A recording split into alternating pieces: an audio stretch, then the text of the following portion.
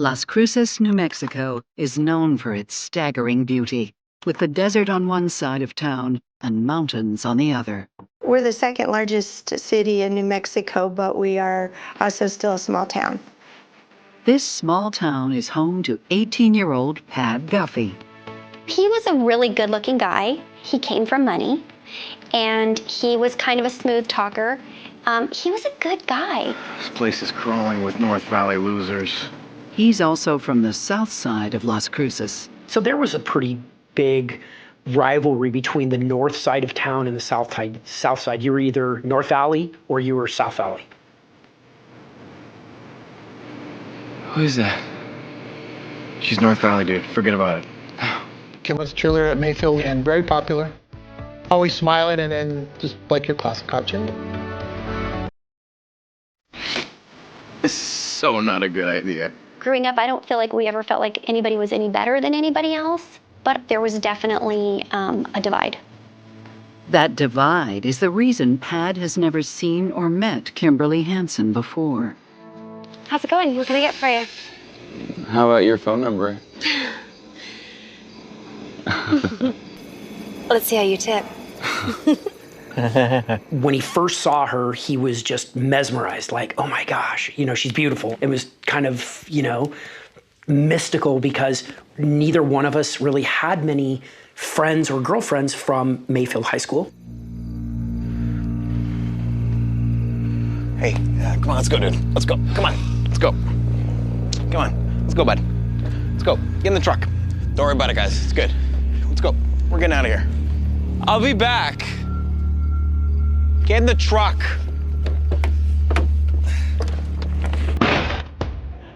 Eventually, Pad and Kim end up at the same house party. We were drinking beers and whatnot, whatever. It was high school, it was harmless high school fun.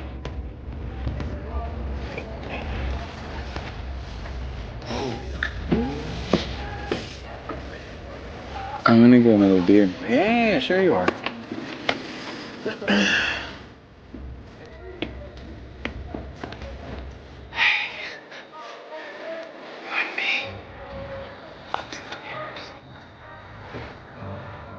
Pad and Kim were gone. Like, where did they go? And so I was looking for Pad, and I kind of grinned to myself thinking, oh, that dog, he's with Kim. They slipped off somewhere. And about that same time, the guy that she was there at the party with was looking for Kim. You lose something, dude? Huh? You lose a little something? Looking around, man? Yeah. He's like, where is she? Where did she go? She's with Pad. And then, of course, me being there with Pad really kind of escalated things. Come on, dude. Come on. What? So we ended up getting into this, I don't want to say a brawl, but there were teenage boys, fist fighting with each other over this. We're waiting, dude. You lose something, dude? Huh? You lose a little something? Looking around, man? Think that's about us? I hope so. If it is, that means we're doing something right. That's when they started seeing each other. And that's when things went from high school relationship and went from there. They became pretty serious pretty fast. Let's get out of here. He thought that she was just the greatest thing that ever happened to him. The pair defy expectations and make their relationship last beyond high school.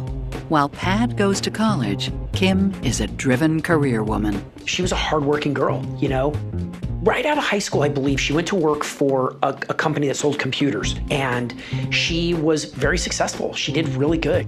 She bought herself a really nice car, and she wore very nice suits. I look gorgeous. I think she probably had to be making $100,000 a year back in the late 80s, early 90s, as a single woman. Where to, Patty Cakes? How about Timbuktu? I think Pad was impressed with her ability to earn that kind of money on her own. Come on, give me the keys. Okay. I have a surprise for you, kid. Oh, mysterious. They'd been together at that point for 5 years. And, after 5 or 6 years, you usually take the next step. All right, close your eyes. I'm gonna take you someplace real special. But at the couple's wedding reception, it becomes even clearer that Kim and Pad are from two different worlds. I think the two families, the Guffeys and Kim's family, was like oil and water coming together. Pad came from a fairly well-off family. They drilled water wells, agricultural and commercial, geothermal, all big wells. And in southern New Mexico, water's a very hot commodity. It's the desert, but they weren't flashy. It was very old money. She came from, lesser means. She wasn't, her family didn't have a business of their own that was, passed on for generations. Her dad worked for the electric company, so not broke, but not pulling in millions of dollars either. Well, it's not quite what I was hoping for, but congratulations, Pat. Thanks, Pop. Just make sure they treat you right. I think Pad's dad was a little apprehensive of her intentions, and I don't think he liked her. I think maybe the Guffeys always felt like Kim was looking for something, that she saw an opportunity with Pad. Psychotherapist Stacy Kaiser and forensic psychologist Brian Russell see bumps in the road ahead. Pat and Kim are basically from different worlds in the same community. He's rich and she's not, and that might not make a difference at all. However, at this young of an age, it's challenging to manage the fact that their parents aren't on their side. I don't really understand why the parents on either side have these objections, but the fact that they do doesn't bode well for the relationship because you want to have the extended family be supportive. Pad and Kim shrug off their family's differences. I think Pad loved Kim, and I think that he would have fought for her no matter what. It's the two of them against the world. Don't worry, I'll take care of it when I get home. I'll take care of you when you get home. But soon, it will be the two of them against each other. Nobody likes your wife out with another man. If Pad wasn't giving her the attention, she was going to get it someplace else. Opposites Pad Guffey and Kim Hansen are newly married and are trying to take the next steps together. Nothing, again. Look, trying is the fun part. There's no time for fun. We both have to work. If I can't give you a baby, how about a new house? How about both? Okay. Both it is. While Kim climbs the corporate ladder, Pad joins his father's company. Their cars got a little nicer, things got a little fancier, trips got a little bit more frequent, money was flowing a little bit better, things were doing very well. But then tragedy strikes. Pad's father is killed suddenly in an on-site work accident.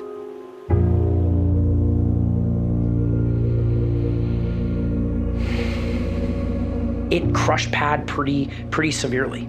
But I think there was a lot of pressure on Pad to take over the business. And being an only child, it was expected for him to do that.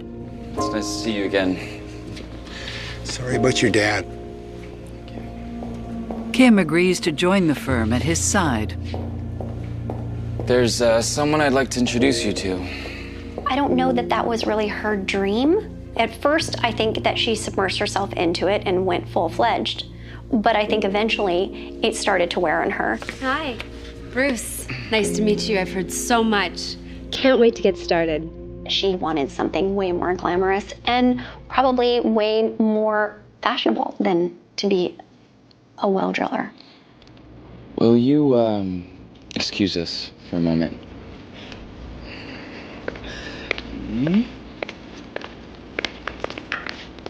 What is this about? She traded the engagement ring that he gave her for one of her choice and didn't tell him, didn't mention it to him, didn't discuss it with him until after the fact. Honey, it's just a little upgrade. A little upgrade? We should have talked about this. It's my ring. I'm the one who has to wear it. I know it hurt him. I know it bothered him. Like, what I gave her wasn't enough.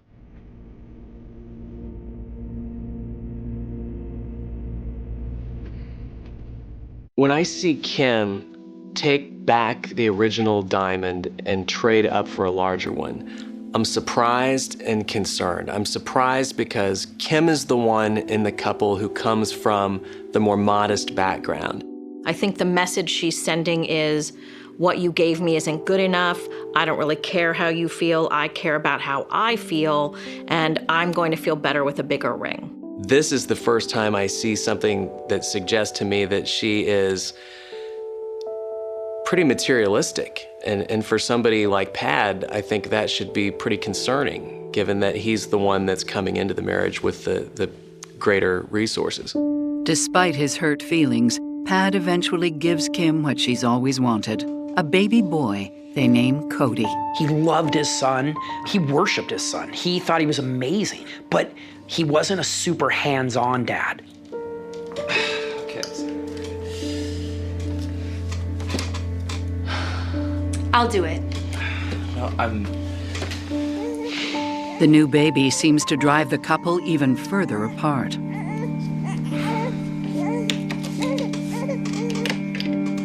Fine. Guess I'll go to work then. Having children changes the dynamic in any relationship. She obviously wore the pants in the relationship, or at least that's the way I felt. While Kim takes care of their son, Pad's money helps buy the growing family a place in the gated community of Messia.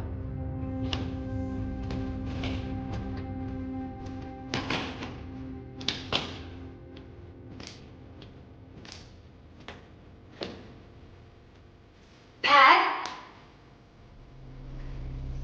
Pad? Where the hell are you?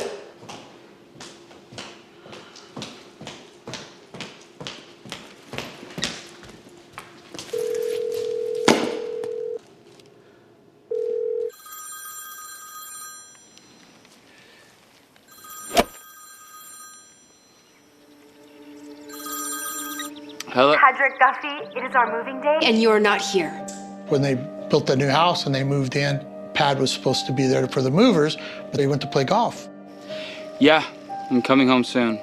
It seems giving his family a beautiful house also gives Pad license to do what he likes. You're supposed to be here. I have to go pick up Cody in 20 minutes, and I am alone and surrounded by boxes. Don't worry, I'll take care of it when I get home. I'll take care of you when you get home. It is possible that she felt that he was neglecting his family life.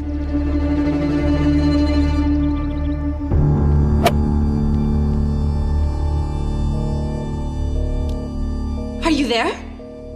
Are you there? If my husband went golfing on our moving date, I would probably be very upset. I mean, of course, he wanted a beautiful wife and a beautiful home. Of course, I think expectation also was to be happy.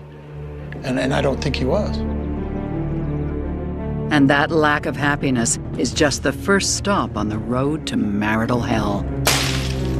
Sometimes it's not what you do, it's how it looks.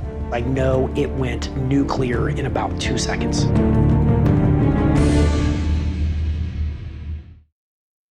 Pad and Kim Guffey seem to love the perfect life they've made together, but they're struggling to stay in love. Hey! Pad's behavior is not helping. I am gonna make a toast. Pad kind of had a fascination with strip clubs. To old friends and new deals. Cheers, boys. He blames the demands of his job. The way they did business with these farmers, they would sit around and they'd drink beer all night or drink whiskey all night or whatever it was. But that's how you did business. And there were a lot of deals made like that. We're gonna have another round.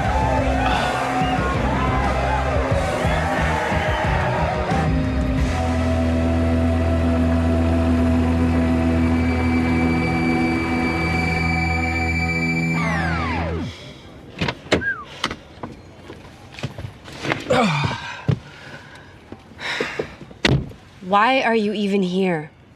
Because I have clients. Oh, you want to know why?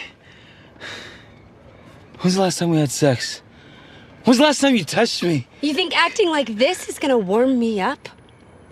Warm you up? Please. On more than one occasion, he told me that sex was non-existent. With their marriage faltering, Kim explores the idea of starting a new design business.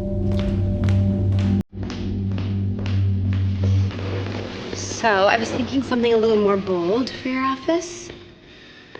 Just Kim. You have great taste. And takes on a new client, Georgie. She did the designs for his house, and it was like a little bit unusual how much time and effort she put into that. Georgie had a thing for her. You could see it. I mean, he was obvious about it.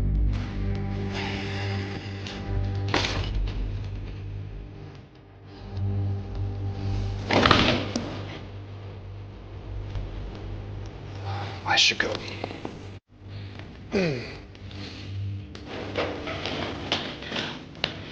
Only after I show you the upholstery in the study.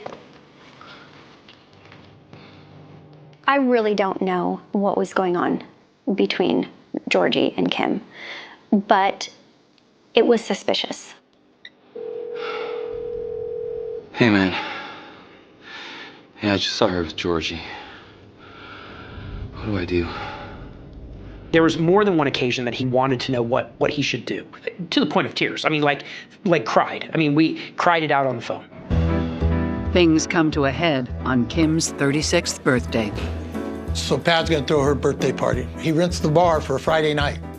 Hi. You came. Georgie shows up. I'm not sure how he got in. I know Pat didn't invite him. So he pulls her chair out. On one side, I'm just looking at him like, God, you're such a weasel. Whiskey, tonic with a lime twist for the lady. You remembered. He orders for her. I'm like, hey, boy, you're not on a date. That's Pat's wife. Absolutely. Pat's not that happy about that. Amazing. I can't believe you. Georgie. Hey! Hey! The hell are you doing here? Your wife invited me.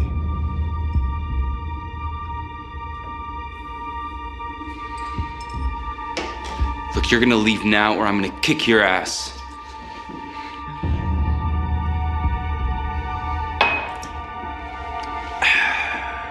I like to see you try. So people get in the way. The bouncer goes to throw Pat out. So he gets thrown out of this party he paid for. He did get kicked out of the bar that night. This is my freaking party.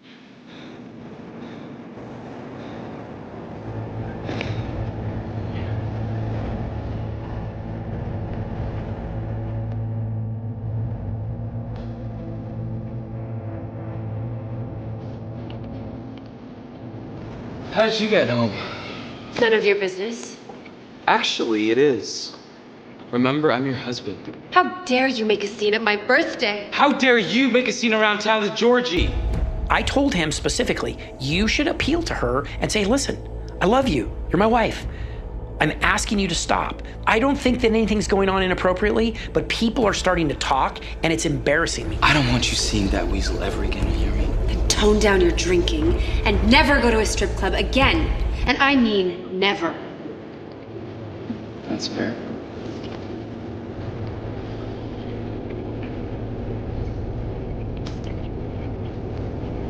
But you're still sleeping on the couch tonight. So, like, pretty much every other night in this house.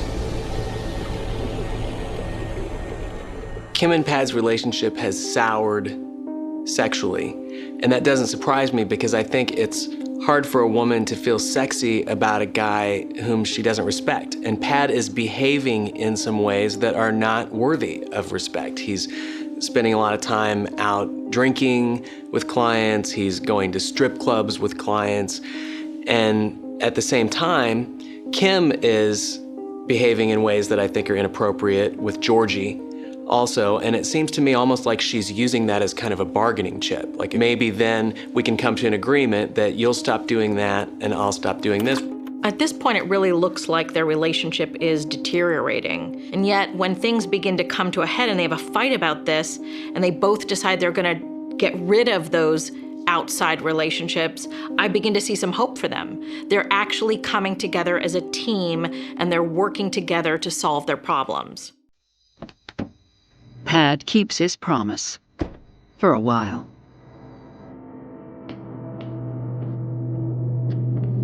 Pat came home late at night after a night of drinking, and Kim was waiting up, ready to pounce. Where were you?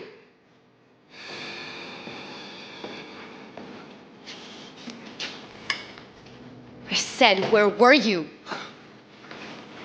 Clients. Farmers don't drink until 3 in the morning. Fine. You want to know where I was? I was with somebody else. With? I had sex with somebody else. Pad's decision to have a one-night stand was based on his lack of physicality with his wife.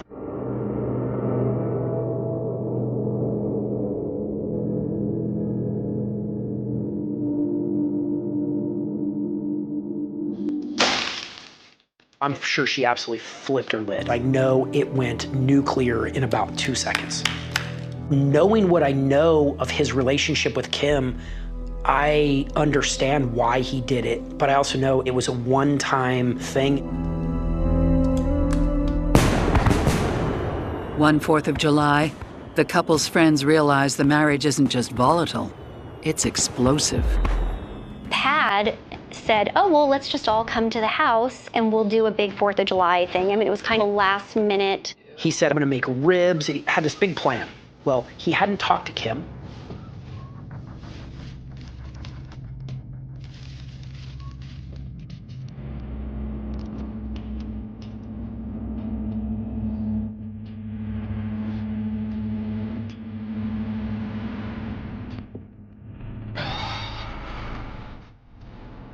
We're not having a party.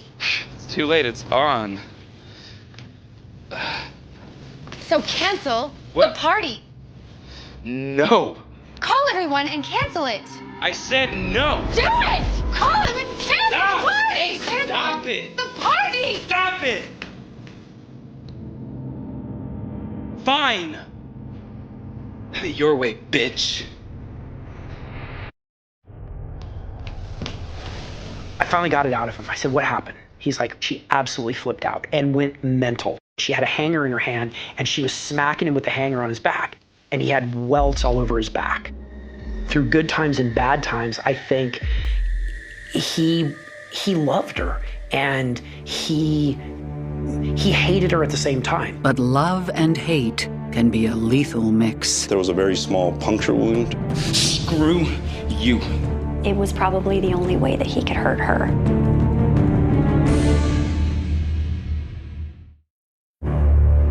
After the fights between Pad and Kim Guffey escalate to the point of violence, the two keep their distance from one another. They probably had gotten to a point in their relationship where maybe they were at different places.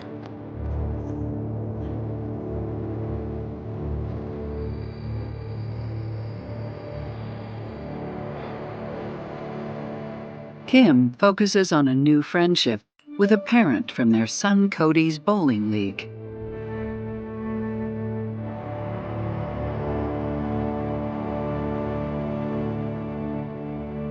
He was divorced. He had at least one child that was Pat and Kim's son's age. They knew each other's kids from the bowling alley, and they started a flirtatious kind of relationship. They got to the point where they started just talking friendly by instant messaging each other, calling each other beautiful and handsome, and talking about their own personal desires. Let's get you ready for the game.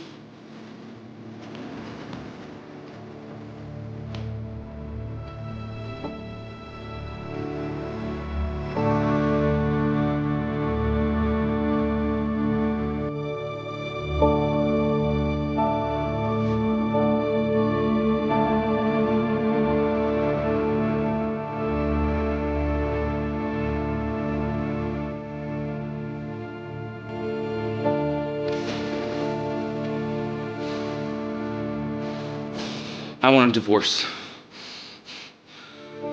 Fine. But if you leave me, I will take you for everything. Screw you.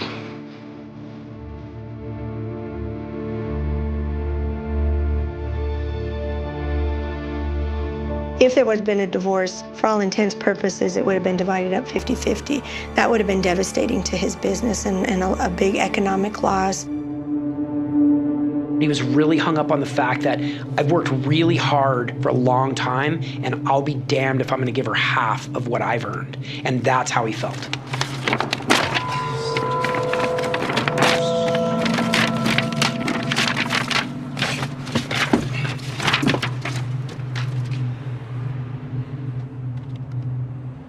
He went to 2 or 3 attorneys in Las Cruces and gave them $5,000 retainers and said, you are now my attorney, so that she comes, you cannot represent her. She had worked for the business. She had been a stay-at-home mom. She probably was entitled to a lot of that money, but I think it was probably the only way that he could hurt her.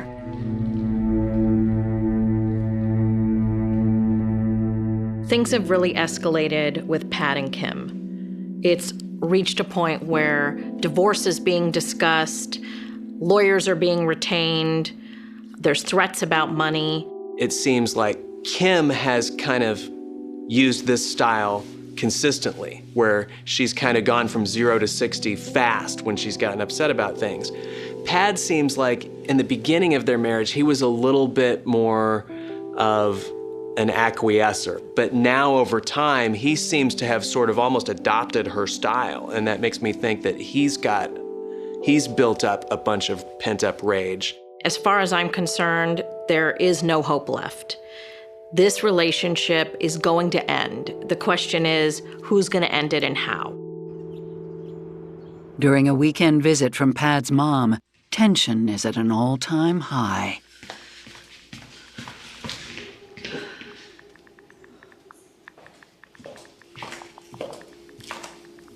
Something wrong?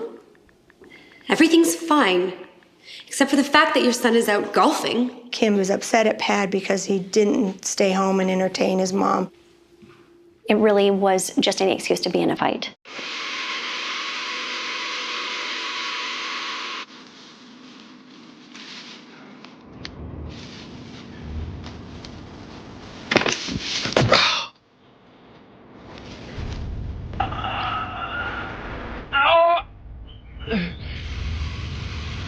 Kim. Oh my God! Oh my God! Ambulance. Oh my... Call an ambulance. What happened? I fell on a bridge.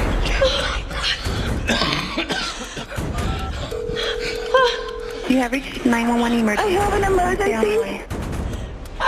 My husband fell. He's bleeding from the chest.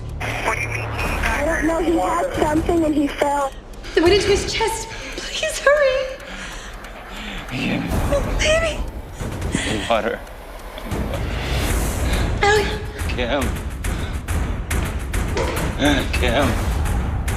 What city are you in? Yes, we're in Mesilla. Please hurry.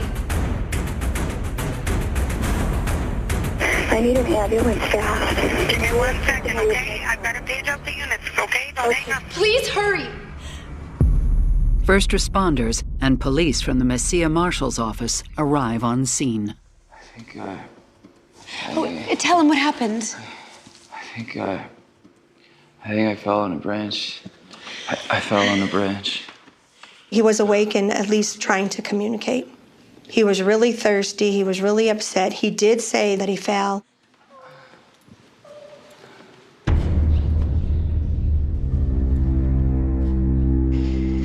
It just so happens the puncture hit a crucial point. It went through 2 of his ribs and then just went right into the heart. So he was declared dead fairly quickly after getting up to the hospital. I get a telephone call from my mom, who still lives in Las Cruces, and says, you know, Pad's dead. And I'm like, what? I couldn't even process it. And at the time, I'm thinking, impaled? What does that mean? He's been impaled. You know, it was just this tragic accident. We don't know what happened. Like, was he landscaping? Was he on, like, a cherry picker? Like, was he on the rig? Like, how do you fall on a tree branch?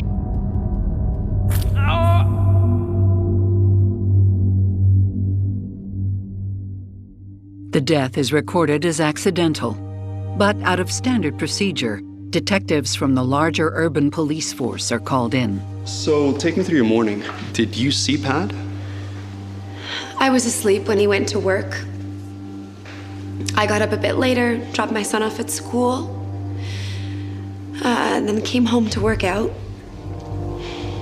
We exchanged a few texts, but nothing special. I mean, I didn't even know he was home.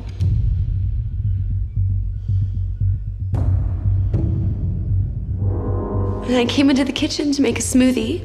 She says that he surprised her when he walked in and that he already had this injury. Kim! Oh my God! Ambulance. Oh my God! What happened? And I could see blood coming out of his shirt, but it didn't look that bad. She just didn't realize that he was hurt that bad. He tends to overreact, she tells them. And then, of course, he dies. And she's very cooperative. I cleaned up a bit. She cleaned up the blood because the son would be coming home, and she didn't want him to see that. He was going to have to be told that his dad had died, and so they didn't want him to have more trauma. Do you mind if I just look around a bit? Be my guest.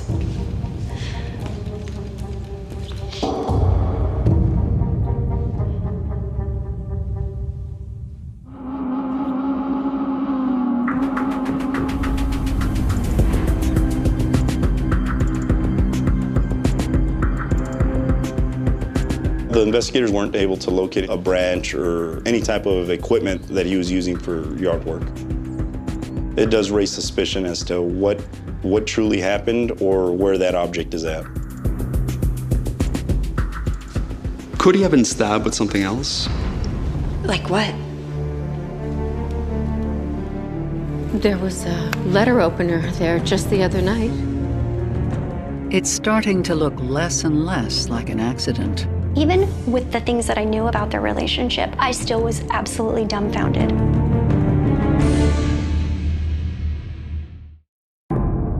Pat Guffey is dead in an apparent fluke accident when he falls on a branch and it goes through his heart. But investigators start to doubt the story told by Pat's wife, Kim, after one of his employees says they saw him around 10 a.m. on the day of his death. Kim is interviewed another time and is asked again about her communication with Pat that morning. So you were just texting Pat that morning? Actually, I think we talked on the phone. It was kind of a long call. It might have been about 20 minutes, maybe. She realizes that they were going to get the phone logs, and so she has to now clarify that lie. And so she does admit that they were on the phone. So there's back and forth conversations. He was angry with me. He'd heard some gossip, and he was upset.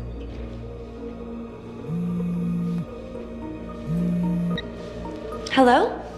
Are you alone? What? You heard me. Is there someone there with you right now? Of course not. You're lying.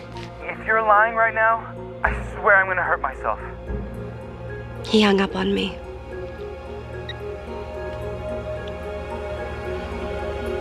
Maybe he tried to hurt himself to prove a point.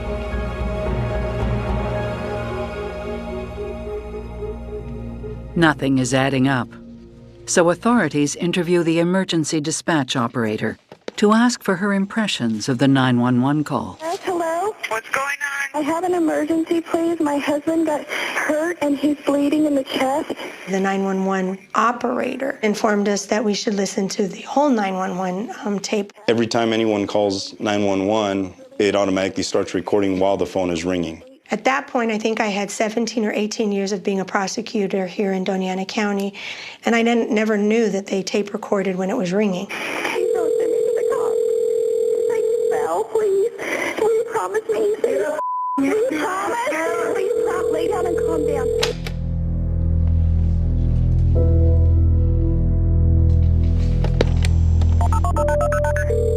In the car, please don't send me to the cops.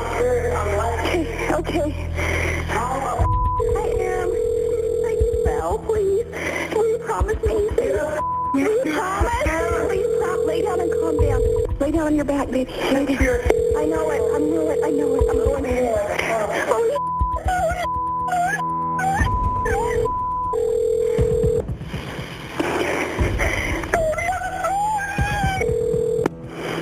you have reached 911 emergency. I have an emergency. The gas cord.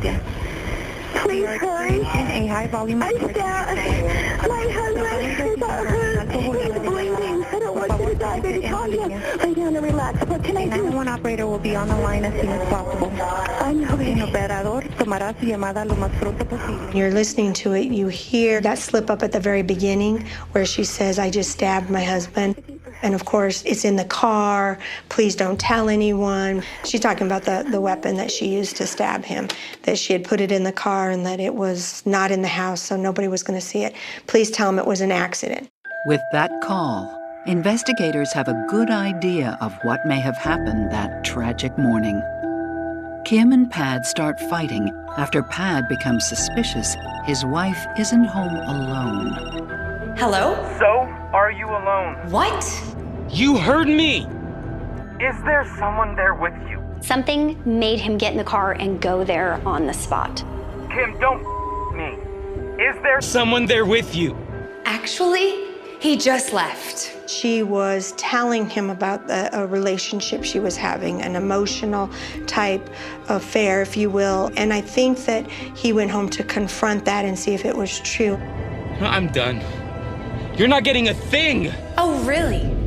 There isn't a lawyer in town that can save you. You were the one that cheated, remember? Lawyers are gonna have a field day with that one. Wait, where are you? Closer than you think. Good. Because I'm gonna take you for everything. Like hell you are. You have no right to take anything from me.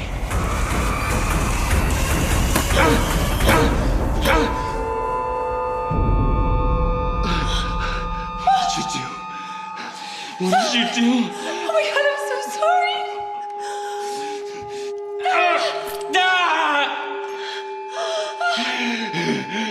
Call for help. Get an ambulance! Where are you going? We do believe, based on the nature of the crime, the size difference, that she had to attack him fairly quickly and very unexpectedly, because otherwise Pad would have been able to fight her off. So it was an ambush. She stabs him, pulls it out, then takes time to go out to the car, moves the weapon and puts it out there, and then calls 911. Where did you? Where did you put it? In the car. Please don't send it to the car. Promise me. Lay down on your back, baby. Lay down. I'm going to... If you listen to what he's saying when he's yelling at her, please call for help, please get me help, I'm thirsty. Like, I think he thought she wasn't really calling for help. I think he did not believe that she was even on the phone. How long he laid there and watched her run around and do all these things to cover up that she just stabbed him must have been even more terrifying than being stabbed. I fell on the bridge. Even in his dying moments, Pad lied to protect Kim.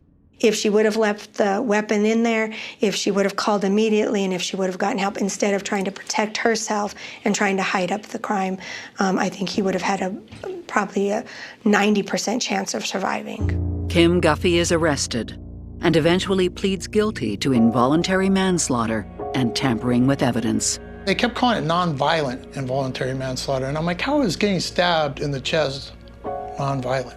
If a man was to just say, oh, I just lost my temper and I just grabbed a hanger and hit the woman with it, we would never accept that.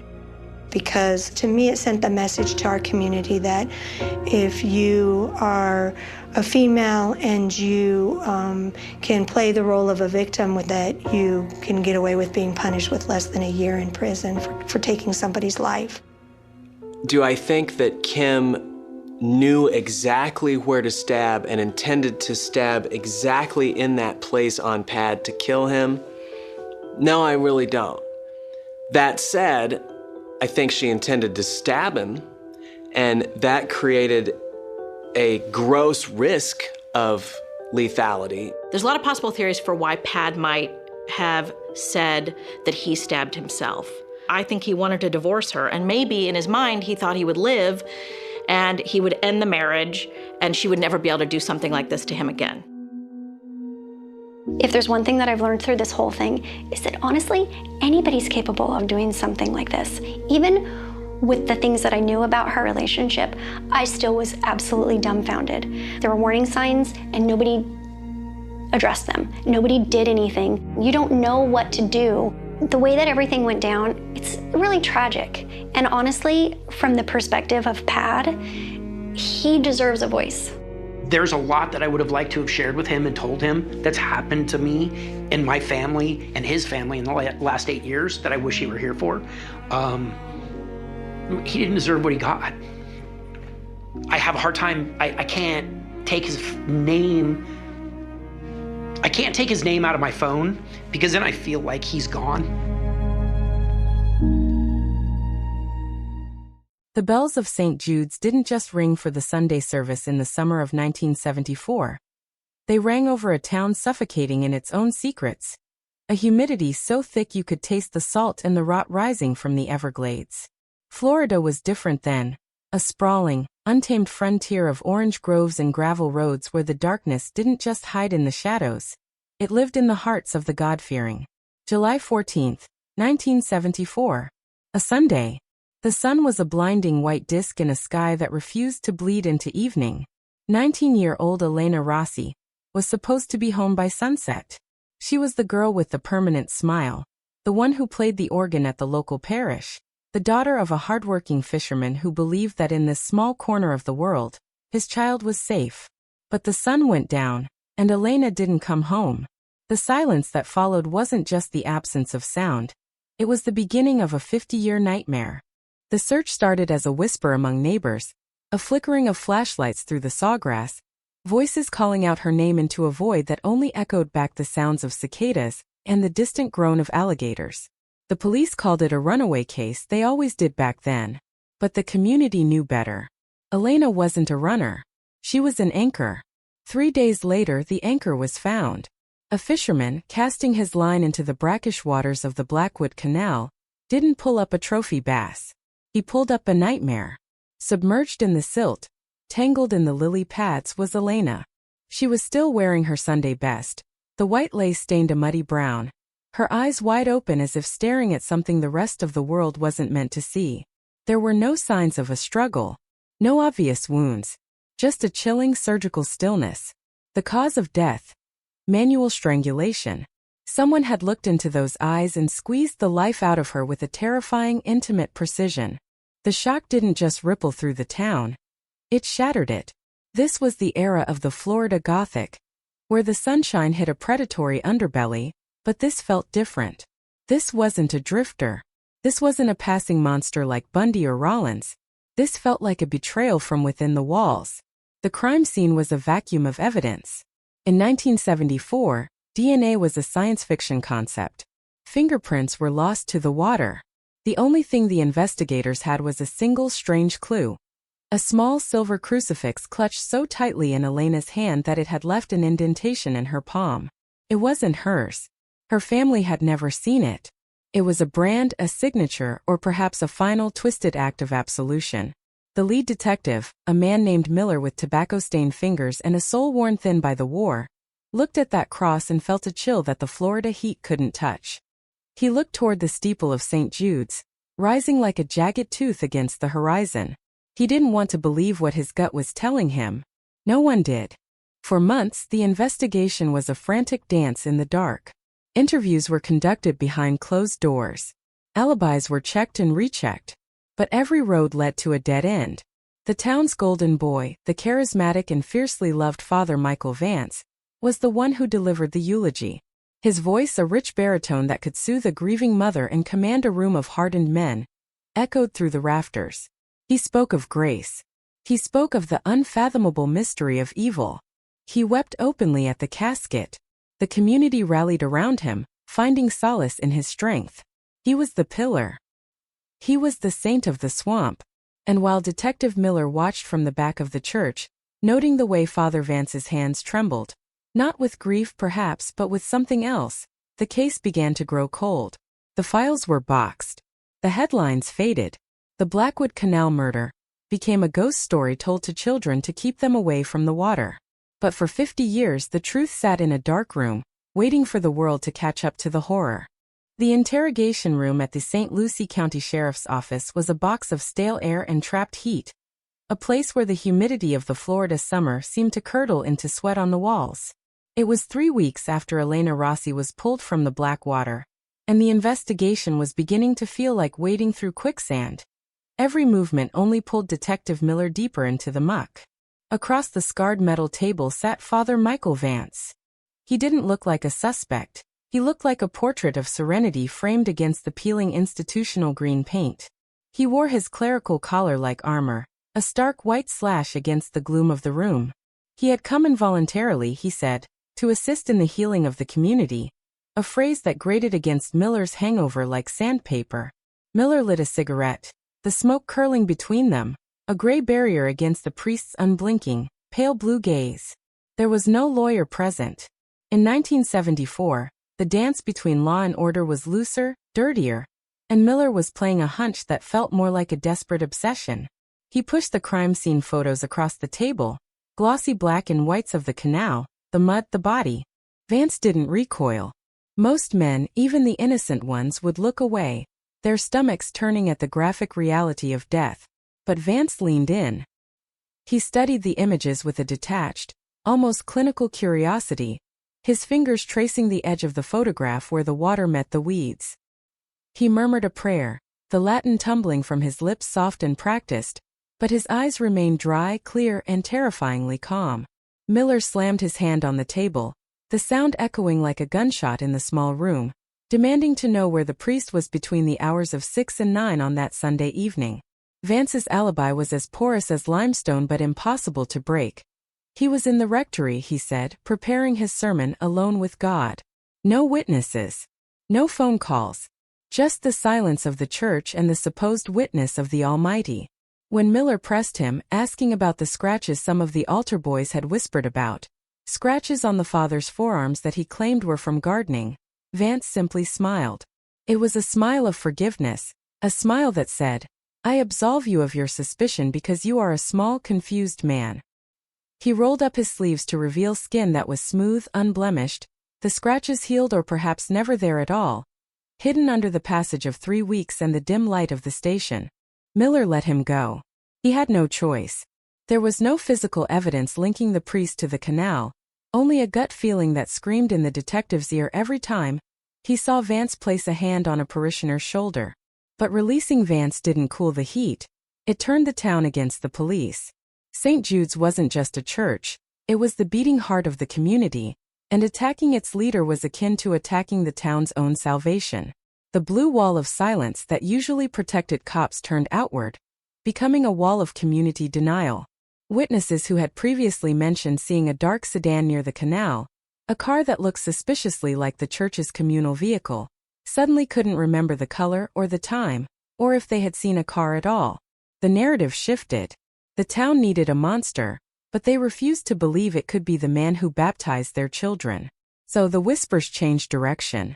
They began to drift toward the edges of town, toward the transients, the laborers in the cane fields, the people who didn't belong. By late August, the pressure from the mayor's office was crushing. They needed an arrest. They needed the fear to stop so the tourists would come back, so the illusion of paradise could be restored.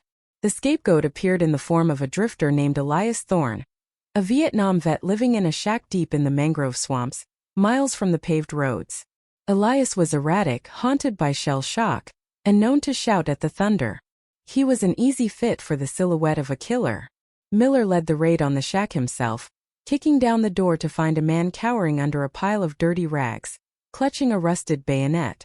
They dragged him out into the blinding sun, the cameras of the local news capturing the monster of the swamp. The town exhaled. The lock on the nightmare seemed to click shut. But Miller knew. As he sat in his car watching Elias being booked, watching the man weep and mutter about Charlie in the trees, he knew this man hadn't strangled Elena Rossi with surgical precision. Elias barely had the coordination to tie his own shoes. But the machinery of justice in 1974 was hungry for a conclusion, not necessarily the truth. While Elias sat in a cell, awaiting a trial that would eventually deem him incompetent and ship him to a state hospital, Father Vance's star rose higher. He organized vigils for Elena. He started a youth outreach program in her name. He became the face of the town's resilience. Miller, sidelined and ostracized for his fixation on the priest, began to conduct a shadow investigation. He spent his nights parked down the street from the rectory, a bottle of bourbon in the passenger seat, watching the windows of the priest's residence. He saw lights burning late into the night. He saw visitors, young women, mostly parishioners seeking counsel, enter and leave. He took notes in a spiraled notebook that would eventually become a dusty artifact in a basement box. He noted the way Vance walked, a strut of concealed arrogance. He noted the way Vance looked at the women, a gaze that lingered a fraction of a second too long, a gaze that wasn't pastoral but predatory. But observation wasn't evidence. And without DNA, without a confession, Miller was just a drunk cop stalking a holy man. The turning point of the 1974 investigation, and its ultimate failure, came in November. A young girl, 16-year-old Sarah Miller, no relation to the detective, came forward to the station trembling, her eyes red from crying. She told the desk sergeant she had something to say about Father Vance. She was ushered into Miller's office, the blinds drawn. In a voice barely above a whisper, she recounted a confession session where the father had asked her questions that made her skin crawl, questions about her body, about sin, about purity. She said he had touched her face in a way that felt like he was testing the ripeness of fruit. It wasn't murder, but it was a pattern. It was the crack in the porcelain. Miller felt a surge of adrenaline. This was it. This was the character evidence he needed to get a warrant, to search the rectory for that missing silver crucifix, or Elena's missing shoes which had never been found. He typed up the statement, his fingers flying, sensing the takedown. But the next morning Sarah was gone. Not missing, but gone from the record. Her parents, devout donors to St. Jude's, had stormed into the station with a high-priced lawyer from Miami. They claimed their daughter was hysterical, prone to fantasies, seeking attention in the wake of the tragedy. They demanded the statement be shredded. The chief of police, a man who played golf with Vance every Tuesday, ordered Miller to drop it. "You're witch-hunting, Miller," he had spat, cigar ash falling onto the linoleum. "Leave the man of God alone." Sarah was sent away to a boarding school in Georgia the next week. The crack in the porcelain was spackled over with money and influence. The investigation stalled. The file on Elena Rossi began to migrate from the active stack on Miller's desk to the bottom drawer, and finally, by Christmas of 1974, to the archives room in the basement, a graveyard of cardboard boxes where justice went to die. As the years began to grind forward, the silence around Elena's death solidified into a local legend. 1975 passed. 1976. The bicentennial fireworks exploded over the town, celebrating liberty while a killer walked free, distributing communion wafers with the same hands that had extinguished a life. Detective Miller retired in 1978, a broken man, his liver failing, his reputation in tatters. On his last day, he stole the duplicate copy of the case file, the one with his unauthorized notes on Vance. He took it home, locking it in a fireproof safe in his garage, a time capsule of frustration. He died 2 years later, taking his suspicions to the grave, leaving the town under the spell of the charismatic priest who was now being talked about for a promotion to Monsignor. The 1980s brought cocaine cowboys and neon lights to Florida, changing the landscape, paving over the old dirt roads. The Blackwood Canal was dredged and widened for a new housing development. The physical remnants of the crime scene were obliterated by bulldozers. Elena Rossi became a black and white photo in the high school yearbook, a cautionary tale, her features fading from memory. But the trauma didn't leave. It just went underground. The Rossi family disintegrated. Elena's father drank himself to death. Her mother became a recluse, sitting on her porch, staring at the church steeple, convinced that God had abandoned them. And Father Vance? He thrived. He moved to a larger parish in Daytona in 1985, a send-off attended by hundreds, weeping at the loss of their spiritual leader. He left town with a clean record and a glowing reputation. the perfect predator moving to fresh hunting grounds. But cold cases have a way of haunting not just the victims, but the evidence itself. In the basement of the sheriff's department, beneath leaking pipes and decades of dust, the original evidence box sat undisturbed. Inside, in a small paper envelope sealed with red wax, was the silver crucifix found in Elena's hand. And on the back of Elena's dress, invisible to the naked eye and the technology of the time, were microscopic skin cells, trace contact transfer from the killer's struggle. The technology to read this biological script didn't exist yet. The polymerase chain reaction, PCR, that would revolutionize forensics was still a decade away from common use. The killer was protected by the limitations of the era. He was safe in the analog world. However, the seed of his destruction had already been planted, not by police, but by the church itself. In the late 80s, the diocese began to quietly shuffle priests around, dealing with internal matters regarding inappropriate conduct. Rumors followed Vance to Daytona. Whispers of boundary violations. Nothing criminal, they said. Just imprudent. The church did what institutions often do. They protected the brand. They moved him again, this time to a quiet retreat center in northern Florida. A place for contemplation. It looked like retirement. It looked like safety. But it was a containment strategy.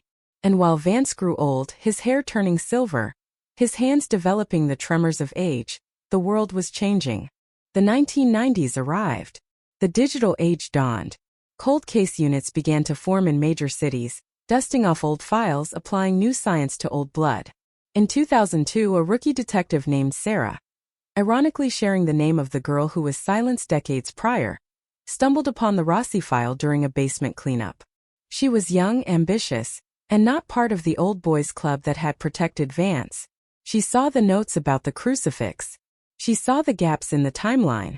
She saw the name Father Michael Vance and recognized it, not as a local saint, but from a list of priests named in a burgeoning scandal in Boston that was sending shockwaves through the Catholic Church globally. The veil of infallibility was dropping. Sarah pulled the box. She blew off the dust. She opened the envelope containing the dress. She didn't know it yet, but she was holding the key to a 50-year-old lock. She requested a budget for DNA testing. A request that was initially denied due to cost. It's a dead case, the lieutenant told her. The parents are dead. The suspect is an old man. Let it lie. But she couldn't. She looked at the photo of Elena, the girl who never came home, and she felt that same pull Miller had felt, the demand of the dead for the truth.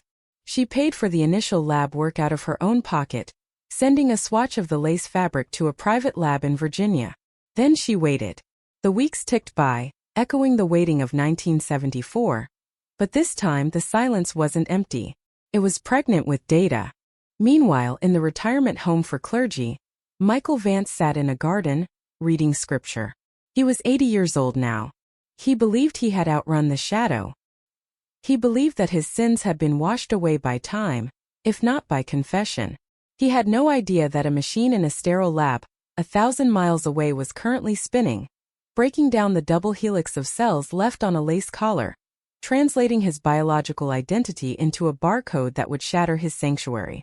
The past was not dead. It wasn't even past. It was about to wake up. The fax machine in the corner of the cold case unit didn't chime. It screeched, a digital scream tearing through the silence of a Tuesday afternoon in February 2003. Detective Sarah pulled the paper from the tray, the ink still warm, the smell of toner sharp in her nostrils. It was the report from the private lab in Virginia. Her eyes scanned the dense blocks of scientific jargon, the alleles, the markers, the loci, until they landed on the summary at the bottom. The dress worn by Elena Rossi on the day she died contained a mixed DNA profile. The primary contributor was the victim, Elena. The secondary contributor was a male. And it was not a trace amount. It was significant. It was sweat, skin, perhaps saliva, embedded in the fibers of the lace collar near the neck. Sarah felt the room tilt. She cross-referenced the profile immediately with the sample taken from Elias Thorne, the drifter who had died in the state hospital 10 years prior, the man the town had comfortably blamed for 3 decades. It wasn't a match. The science had just acquitted a dead man and blown the closed status of the case into a million pieces. The ghost in the machine wasn't Elias. It was unknown male A. But Sarah knew with a certainty that settled in her bones like lead, who unknown male A was. The problem was, knowing it and proving it were two different universes, and she was standing on the wrong side of the divide. She needed Michael Vance's DNA. But in 2003, you couldn't just walk up to a retired priest, a man living in the sanctity of a church-run retirement home, and ask him to swab his cheek for a murder investigation based on a hunch in a 30-year-old file. If she approached him, he would lawyer up. The church would circle the wagons. The evidence would be suppressed, the waters would get muddy, and he would die of old age before she ever got a sample. She needed to be a ghost. She needed to steal his genetic code without him ever knowing he had been robbed. Sarah went to her lieutenant, a man named Rodriguez who had replaced the old guard. He was cautious, pragmatic, but he wasn't corrupt. He looked at the lab report, then at the photo of Elena Rossi, and he signed off on the travel request. "Don't make a scene," he warned her, his eyes hard. "And don't come back empty-handed. If you burn this, we both go down." The drive to northern Florida was a 6-hour journey from the humid, salt-sprayed coast of St. Lucie to the red clay and Spanish moss of the Panhandle. It felt like driving back in time. The landscape shifted from strip malls and condos to pine forests and lonely two-lane highways. Sarah arrived in the small town of Live Oak just as the sun was setting, painting the sky in bruised purples and oranges. The sanctuary of the Good Shepherd was a sprawling estate set back from the road, hidden behind a wall of ancient oaks and a wrought iron gate. It was quiet. Too quiet. This was where the church sent its old soldiers to fade away, a waiting room for the afterlife. Sarah parked her unmarked sedan down the road, settling in for a stakeout that felt surreal. She wasn't watching a crack house or a mafia social club. She was watching a nursing home for men of the cloth. For 2 days she saw nothing but delivery trucks and groundskeepers. The patience required was agonizing. Every hour that ticked by was another hour Vance lived as a free man. Another hour Elena lay in the cold ground without justice. Finally, on the morning of the 3rd day, the gates opened. A small shuttle bus, the kind used to transport seniors, rolled out. Sarah slouched low in her seat, watching through binoculars. In the 3rd row by the window she saw him. He was older now, much older than the photos in the file. His hair was a shock of white, his face gaunt, his shoulders stooped. But the eyes, those pale, predatory blue eyes, were the same. He was looking out the window, not with the vacuous stare of dementia, but with a sharp, alert assessment of the world. He didn't look like a man making peace with God. He looked like a man making sure he hadn't been followed. She tailed the bus at a distance, her heart hammering against her ribs. The bus didn't go far. It pulled into the parking lot of a local diner, a family-style place with checkered tablecloths and the smell of frying bacon wafting into the lot. It was a weekly excursion for the residents who were mobile enough. Sarah waited until they had all shuffled inside. Then she parked and entered, slipping into a booth in the back corner, wearing a baseball cap and sunglasses, blending into the breakfast rush. She spotted Vance immediately. He was sitting at a table with 2 other priests, laughing softly, looking for all the world like a kindly grandfather. He ordered tea, Earl Grey, and a slice of toast. Sarah watched him eat. It was the most mundane, terrifying thing she had ever witnessed. Here was a man who had strangled the life out of a teenage girl, calmly buttering his toast, sipping his tea, enjoying the morning sun. The banality of evil wasn't a cliché. It was right there, sitting at table 4. She needed that cup. The ceramic was no good. It would be washed in the back. She needed something disposable. She watched, praying, willing the universe to give her an opening. And then it happened. Vance finished his tea. He dabbed his mouth with a paper napkin. He crumpled it up. But instead of leaving it on the table, he coughed, a wet, rattling sound, and reached for a second napkin to wipe his nose. He balled both napkins up and placed them on the side of his saucer. Then the waitress came by with the check. The group stood up to leave. This was the moment. The abandoned property doctrine. Once he walked away from that table, that trash was fair game. But the busboy was already moving in, a damp rag in hand, ready to sweep the table clean and destroy the evidence. Sarah moved. She moved faster than she should have, dodging a waitress with a coffee pot, sliding across the diner floor. "Excuse me," she called out to the busboy, Her voice a little too loud, a little too shrill. The kid stopped looking at her, confused. I think my grandfather left his glasses at that table. The one who just left. It was a lie, a clumsy one, but it bought her 3 seconds. She reached the table before the rag did. Her eyes scanned the surface. The saucer. The crumpled white balls of paper. Oh no, never mind, she stammered, pretending to look under the placemat. My mistake. But as she turned, her hand swept over the saucer, her fingers closing around the napkins in a sleight of hand she had practiced 1,000 times in her head. She shoved the napkins into her jacket pocket, feeling the rough texture of the paper, the dampness of his saliva. It was disgusting. It was gold. She walked out of the diner, her legs shaking so hard she could barely find the pedals of her car. She drove 2 miles down the road, pulled into a gas station and carefully, with trembling hands, transferred the napkins into a sterile evidence bag she had brought from the lab. She sealed it, labeled it, dated it. Suspect, Michael Vance. Source, discarded napkins. She didn't drive back to St. Lucie. She drove straight to the airport in Tallahassee and paid for a courier flight to get the sample to the Virginia lab that same day. The chain of custody had to be ironclad. There could be no mistakes. The wait for the comparison was shorter this time, but the psychological toll was heavier.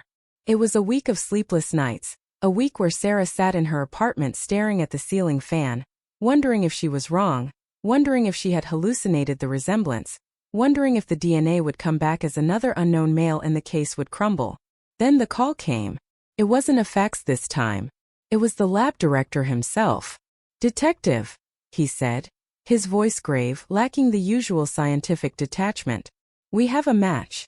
The DNA from the dress is a match to the DNA on the napkins. The probability of it being a random individual is 1 in 4 trillion. It's him. 1 in 4 trillion. The number hung in the air. A mathematical tombstone for Father Michael Vance. Sarah didn't cheer. She didn't pump her fist. She felt a wave of nausea, a profound sickness at the realization that for 30 years, this man had been free. He had preached. He had baptized. He had lived a life of honor while Elena Rossi had rotted. She thanked the director and hung up. Then she walked into the lieutenant's office and placed the phone on his desk. "We got him," she said. The lieutenant looked at her, his face losing all color. He picked up the phone, dialed the district attorney, and uttered the words that would ignite a firestorm. "We need a warrant for a priest. For murder." The legal battle that ensued over the next 48 hours was fought behind closed doors. A silent war of whispers and panic. The district attorney was terrified. Arresting a priest in Florida was political suicide even in 2003. "Are you sure?" he kept asking. "Are you absolutely 100% sure?" Sarah slammed the lab report on his desk. 1 in 4 trillion, she repeated. DNA doesn't lie. He strangled her. He left his sweat on her neck. If we don't arrest him, we are accessories after the fact. The logic was inescapable. The warrant was signed, but it was a sealed warrant. No press. No leaks. They were going to take him down quietly, to minimize the blast radius. Sarah led the convoy back to Live Oak. This time it wasn't a lonely sedan. It was 3 cars unmarked filled with detectives and a tactical team, though they wore suits, not SWAT gear. They weren't expecting a shootout. They were expecting a public relations nightmare. They arrived at the sanctuary of the Good Shepherd at 10 a.m. on a Tuesday, the same time Elena Rossi used to practice the organ. The air was thick with pollen and the buzzing of insects. The team moved in formation, walking past the bewildered receptionist, past the common room where the TV blared a game show, and out into the garden. Vance was there. He was sitting on a stone bench, reading a leather-bound book. He looked up as the shadows of the detectives fell over him. He didn't run. He didn't scream. He simply closed the book, marking his page with a ribbon, and looked at Sarah. There was no confusion in his eyes. There was recognition. Not of her, but of the moment. The moment he had likely dreaded every day for 10,000 days. "Michael Vance," Sarah said, her voice steady, ringing clear across the garden. "I am placing you under arrest for the murder of Elena Rossi." The other priests in the garden froze. A gardener dropped his rake. The silence was absolute. Vance looked at the handcuffs Sarah pulled from her belt. He stood up slowly, his joints clicking. He held out his hands, wrists together, in a gesture that looked eerily like he was preparing to be bound for a sacrifice. "It has been a long time," he whispered. His voice was dry like dead leaves dragging on pavement. "I wondered when you would come." He didn't ask why. He didn't ask who. He knew. As the steel cuffs clicked shut, biting into the thin, papery skin of his wrists, the facade of the holy man finally evaporated. He wasn't a priest anymore. He was a prisoner. They walked him to the car, his head bowed, not in prayer but in defeat. Sarah placed her hand on his head to guide him into the back seat, a gesture of police procedure that felt like the closing of a loop started by Detective Miller decades ago. As the car door slammed shut, sealing him inside the cage, Sarah looked back at the retirement home. The other priests were watching from the windows, ghosts behind glass, their sanctuary violated by the truth. The drive back to St. Lucie would be the longest ride of Vance's life. But the interrogation that awaited him, that would be where the real horror lay. Because Sarah wasn't just bringing him in to book him. She was bringing him in to break him. She wanted to know not just that he did it, but why. And she had a feeling that Elena Rossi wasn't the only ghost riding in the car with them. The news broke before they even crossed the county line.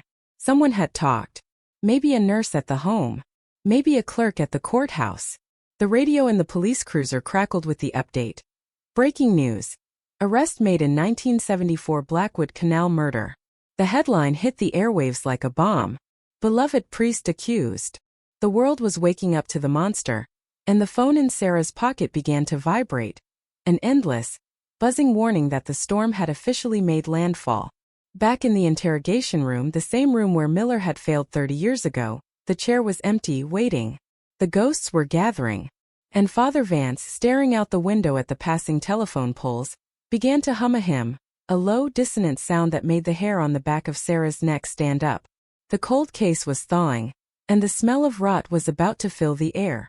The convoy hit the St. Lucie County line just as the afternoon thunderstorms began to roll in, the sky turning a bruised, violent purple that mirrored the mood of the mob waiting at the precinct.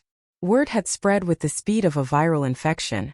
By the time Sarah's cruiser turned onto the main avenue, the sidewalks were choked with satellite trucks, reporters shouting into microphones, and a confused, angry crowd of locals who didn't know whether to scream for justice or demand the release of a saint. The flashing lights of the police escort cut through the deluge of rain, painting the wet asphalt in streaks of red and blue. Inside the car, Vance remained statue-still, his eyes fixed on the back of the driver's head, humming that low, discordant tune, a sound that seemed to vibrate against the plexiglass divider.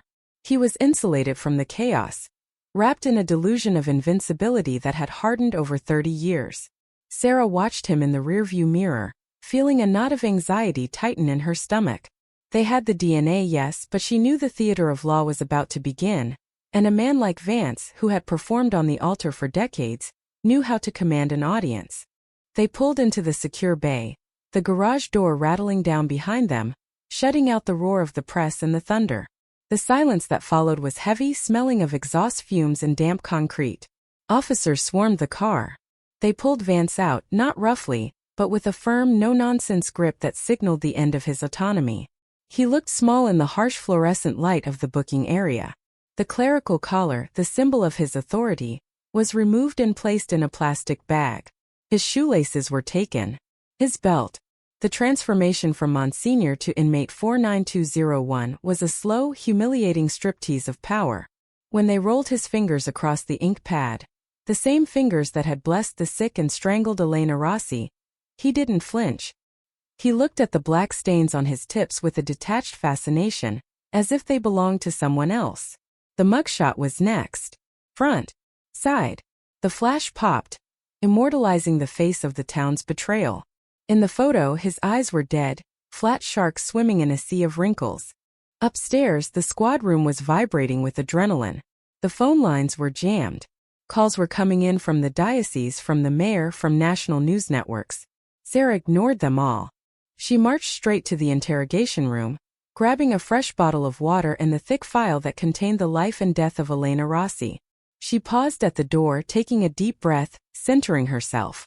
This was the moment Miller had died waiting for. She wasn't just walking in there for the department. She was walking in there for every girl who had ever been told to trust a man because of the collar he wore. She pushed the door open. Vance was sitting at the metal table, his hands folded in front of him.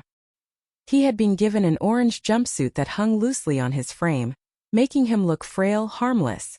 It was a visual lie. Sarah sat down opposite him, placing the file between them.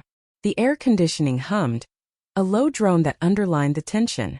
She didn't speak immediately. She let the silence stretch, let him stew in the reality of his new world. Vance broke it first. "You have a very intense gaze, detective," he said, his voice raspy but steady.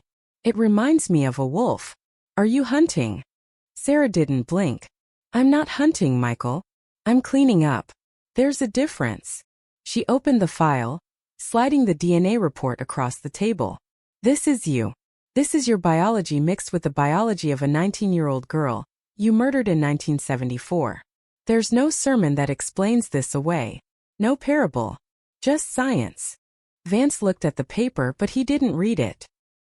He looked at Sarah with a pitying smile. "Science," he scoffed softly. "Man's attempt to understand God's tapestry. You see a match. I see a test. A tribulation." He leaned back, the metal chair scraping against the floor. "I have ministered to thousands. I have held the hands of the dying. Do you think a few cells on a dress define a man's soul?" Sarah leaned forward, her voice dropping to a steely whisper. "I don't care about your soul, Michael. I care about your hands. I care about the 3 minutes it took you to squeeze the life out of Elena. I want to know why. Was she going to tell? Did she see something? Or did you just want to feel what it was like to play God?" For a split second the mask slipped. A flash of genuine anger, cold and sharp, flickered in his eyes. She was confused. Vance spat, the words coming out faster now. She was a troubled spirit. She sought comfort in places she shouldn't have. She came to me. She threw herself at the church. At me. He stopped, catching himself, the predator realizing he had stepped too close to the trap. He took a sip of water, his hand trembling slightly. "But I am an old man, detective. My memory, it comes and goes like the tide.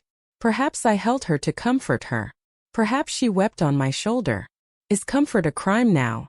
He was pivoting to the dementia defense. Sarah saw it coming a mile away. He was going to play the confused elder, the victim of a fading mind, making any confession inadmissible or unreliable. She had to pin him down before his lawyer arrived. Comfort doesn't leave bruising on the larynx, Michael. Comfort doesn't dump a body in a canal to be eaten by gators. You didn't comfort her. You discarded her. She pulled out the photo of the silver crucifix found in Elena's hand. "Recognize this? It wasn't hers. It was yours, wasn't it?" A little keepsake she grabbed while fighting for her life. Vance stared at the silver cross. His breathing hitched. It was a microreaction, barely visible, but Sarah saw it. That cross meant something to him. It wasn't just jewelry, it was a talisman. "Where did you get that?" he whispered, his voice losing its theatrical polish. "That was lost." "Found," Sarah corrected. "Found in her death grip. She took it with her, Michael. She made sure we had a trail back to you, even if it took 50 years. She was hammering him now, trying to crack the facade before the cavalry arrived. But just as she opened her mouth to press harder, the door swung open. The lieutenant stood there looking grim. Behind him was a man in a 3-piece suit that cost more than Sarah's annual salary. He carried a leather briefcase and an air of absolute, suffocating arrogance. It was Marcus Sterling, the premier defense attorney for the diocese, a man known as the Silencer. He didn't look at Sarah. He looked at Vance. "Father," Sterling said, his voice smooth as oil, "you are not to say another word. Not a syllable." He turned to Sarah, his eyes cold. "My client is an 80-year-old man suffering from cognitive decline. You are harassing a confused geriatric patient without counsel. This interview is over." Sarah felt the rage boil up, hot and blinding. She had been inches away. Inches. But the law was a machine, and Sterling knew how to operate the gears better than anyone. "He's not confused," Sarah snapped, standing up. He's a murderer. Sterling smiled, a thin, humorless expression. That is for a jury to decide, detective. If you can find one that isn't prejudiced by your theatrics. We are done here. They let Vance out. As he passed Sarah, the old priest paused. He didn't look at her. He looked at the file on the table, at the photo of Elena, and then he winked. A quick, subtle twitch of the eyelid. It wasn't a tick. It was a taunt. You know, it said. I know. But can you prove it to them?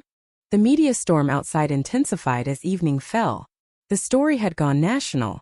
CNN was broadcasting live from the steps of the courthouse. The narrative was fracturing the community. On one side, the Justice for Elena camp, led by the few surviving relatives and a new generation of locals horrified by the evidence. On the other, the defenders of the faith, older parishioners who remembered Father Vance's soup kitchens, his sermons, his kindness. They held signs that read, "Free Father Michael," and "God is the judge." They couldn't reconcile the man who baptized their babies with the monster on the news. They chose denial. It was a psychological survival mechanism. To admit he was a killer was to admit that their own spiritual sanctuary had been a hunting ground. The town of Blackwood was tearing itself apart. Back in the office, Sarah watched the news feeds, feeling the weight of the coming battle. The DNA was strong, but Sterling would attack the chain of custody. He would attack the collection method, the napkins in the diner. He would argue that the DNA on the dress was transfer evidence from a hug, from a pastoral embrace. He would paint Vance as a martyr. They needed more. They needed a witness. And that's when the phone rang on her desk. It was a blocked number. Sarah picked it up, expecting another reporter. "Detective Sarah?" a voice asked. It was a woman's voice, shaky, brittle like dry leaves. "I saw the news. I saw his face." "Who is this?" Sarah asked, grabbing a pen. I was Sarah Miller. I went to the station in 1974. The detective. He sent me away. My parents sent me away." Sarah froze. The girl from the lost file. The one whose statement had been shredded. The one who had vanished into a boarding school. "I know who you are," Sarah said, her voice softening. "You're not crazy, Sarah. You never were. He didn't just touch me." The woman on the phone whispered, crying now. "He told me things. After Elena died. He made me confess. He made me confess to his sins. He told me that women were the gateway to hell. He told me he had to close the gate. He told me he fixed Elena." "He told you he fixed her?" Sarah repeated, her hand gripping the phone so hard her knuckles turned white. "Yes. He said he saved her from herself. He said she's pure now because of him." The woman took a ragged breath. "I have journals, detective. I wrote it all down. Every word he said to me in that confessional. I kept them. For 30 years I kept them. This was it. The pattern. The motive. The corroboration. The journals of a teenage girl, documenting the grooming, the madness, the confession of a killer masked as religious instruction." "Where are you?" Sarah asked. "I need those journals. I need you." "I'm in Georgia," the woman said. "I'm coming home. I'm not afraid of him anymore. He's in a cage now, right? He can't get me." "He's in a cage," Sarah promised, looking through the glass of the interrogation room where Vance sat alone, staring at the wall. "And he's never coming out." But even as she said it, Sarah knew the fight was just beginning. Sterling was already spinning the narrative. The church's PR machine was waking up. And in the cell, Vance began to sing again, louder this time, his voice echoing off the concrete walls. It wasn't a hymn. It was a lullaby. The same lullaby Elena's mother had said she used to sing to her daughter. He was mocking the dead. He was daring the living. The night was far from over, and the darkness in St. Lucie County was deeper than the swamps had ever been. The days following the arrest were a blur of motion and noise, a cacophony that turned the quiet streets of St. Lucie into a grotesque carnival. The story had transcended the local news. It was now a national obsession. "The priest and the prey," the headlines screamed. Satellite trucks idled in the church parking lot, their generators humming like a swarm of angry wasps. The community, once united by the tragedy of 1974, was now cleaved in two. On one side were the faithful, the families who had been married, baptized, and counseled by Father Vance. To them, the DNA evidence was a fabrication, a conspiracy, or a misunderstanding. They held candlelight vigils outside the jail, singing hymns that drifted up to the barred window of cell block C. On the other side were the pragmatists, the cynics, and the survivors, people who looked at the cold math of the genetic profile and saw a monster unmasked. They wanted blood. They wanted the truth that had been buried in the Blackwood Canal for 3 decades to finally breathe. Inside the station, the atmosphere was less like a victory lap and more like a siege. Detective Sarah hadn't slept in 30 hours. Her desk was a fortress of legal briefs and case files. Marcus Sterling, the defense attorney, was living up to his reputation as the silencer. He had filed a blizzard of motions before the ink on the arrest report was even dry. Motion to suppress the DNA. Motion to change venue. Motion to dismiss based on the frailty of the defendant. He wasn't arguing that Vance didn't do it. He was arguing that the state had no right to prove it. The argument regarding the napkins was particularly vicious. Sterling claimed that the diner, frequented almost exclusively by the residents of the private retirement home, was a de facto extension of a private medical facility, and therefore Sarah's seizure of the napkins violated Vance's expectation of privacy. It was a legal stretch, a piece of acrobatic sophistry, but in the hands of a shark like Sterling it was dangerous. If the judge threw out the napkins, the link to the dress was severed. The case would die on the table. But the real weapon in Sarah's arsenal was driving south on I-95 in a beat-up Honda Civic. Sarah Miller, the witness from 1974, the girl who had been silenced and shipped away, was returning to the scene of the crime. She wasn't meeting them at the station. Too many leaks, too many eyes. Detective Sarah arranged to meet her at a motel on the outskirts of town, a place called the Sands, where the neon sign flickered and the carpet smelled of stale cigarettes and history. It was raining again, a relentless tropical downpour that hammered the roof of the motel room. When Sarah Miller opened the door, she looked nothing like the terrified teenager described in the old files.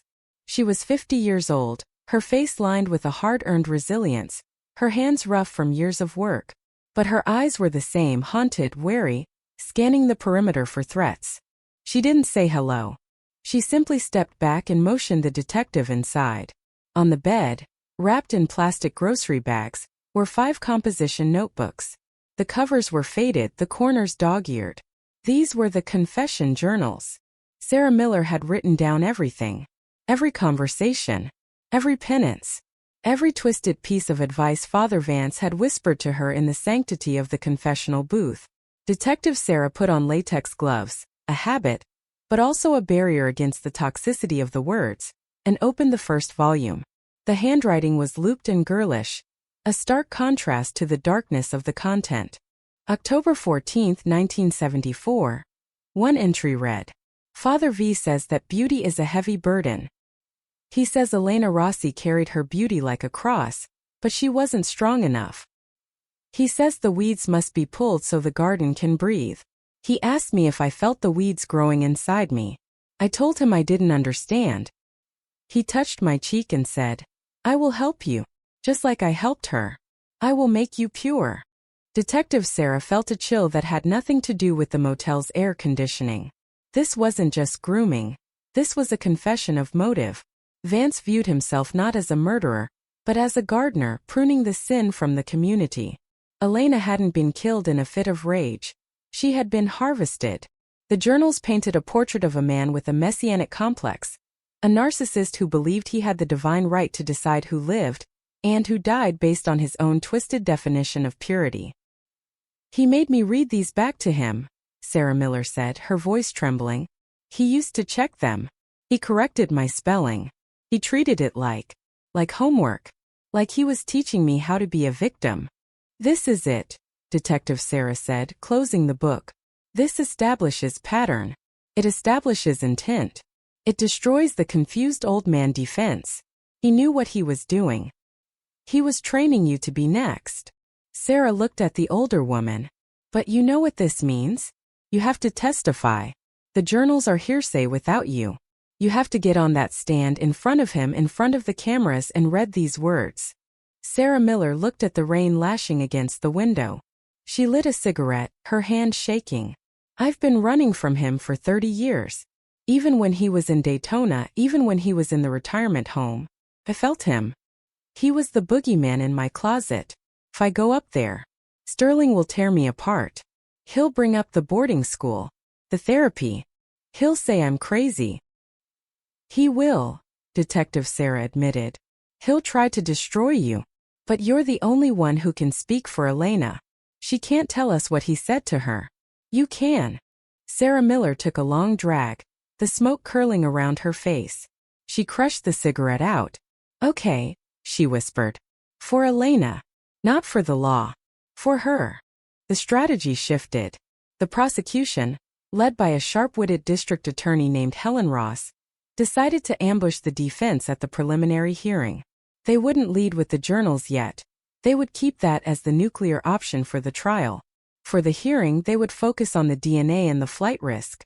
They needed the judge to deny bail. If Vance got out, even on house arrest, he would disappear. The church had safe houses, monasteries in countries without extradition treaties. He would vanish into the fog of religious bureaucracy. The hearing was held on a Thursday morning. The courtroom was packed to capacity. The air was thick with the smell of wet wool and anxiety. Father Vance was wheeled in. The defense had opted for a wheelchair, a prop to emphasize his frailty. He sat slumped, a blanket over his knees, looking like a grandfather who had lost his way. It was a performance and it was working. The judge, an older man named Hawthorne who was known to be a deacon at the Baptist church, looked at Vance with visible sympathy. Sterling stood up, buttoning his suit jacket. Your Honor, he boomed, his voice filling the room. The state has engaged in a witch hunt against a man of God. They have violated his civil rights, stalked him like an animal, and now they seek to imprison an 80-year-old suffering from dementia, based on contaminated evidence found in a garbage can. He was good. He was very good. He didn't mention the murder. He made the case about the process. He made the police the villains. The DA Helen Ross countered with the cold, hard numbers.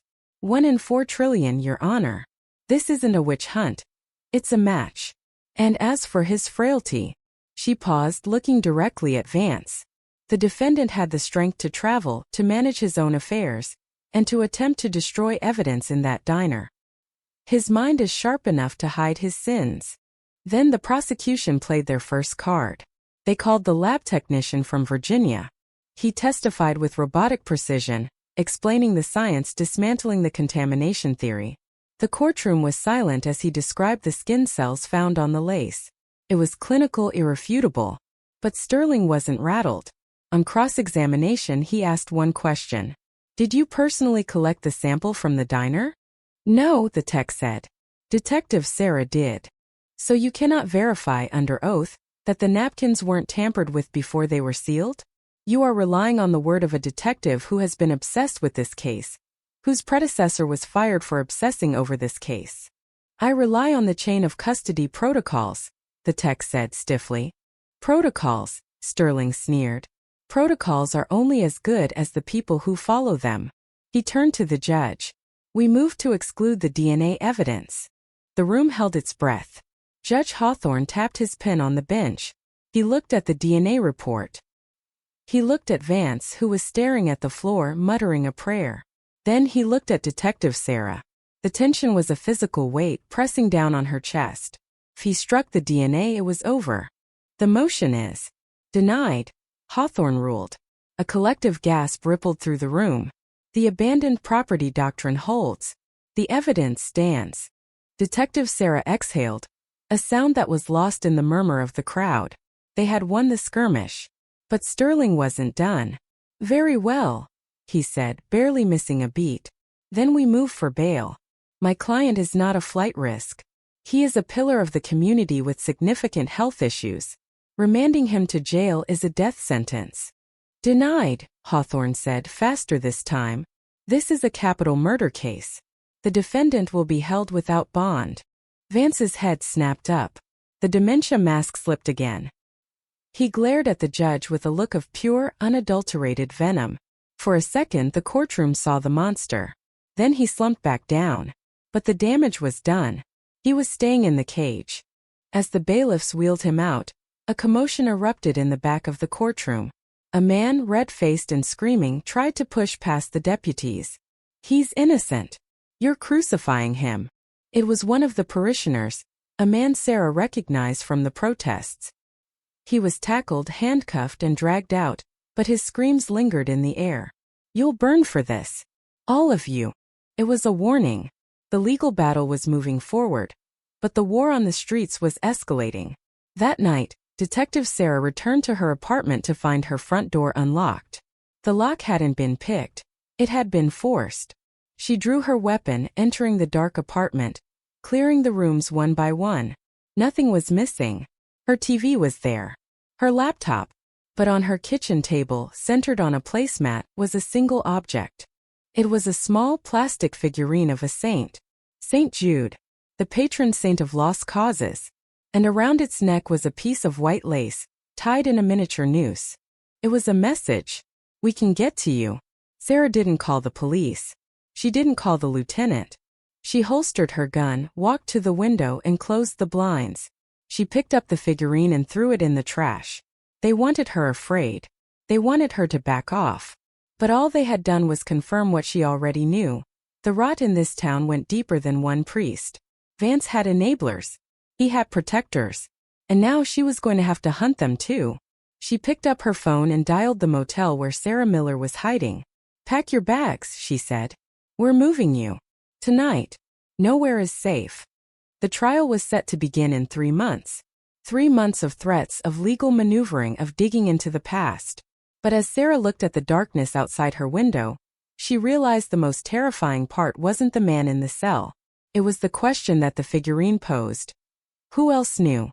Who else had watched Elena Rossi die and done nothing?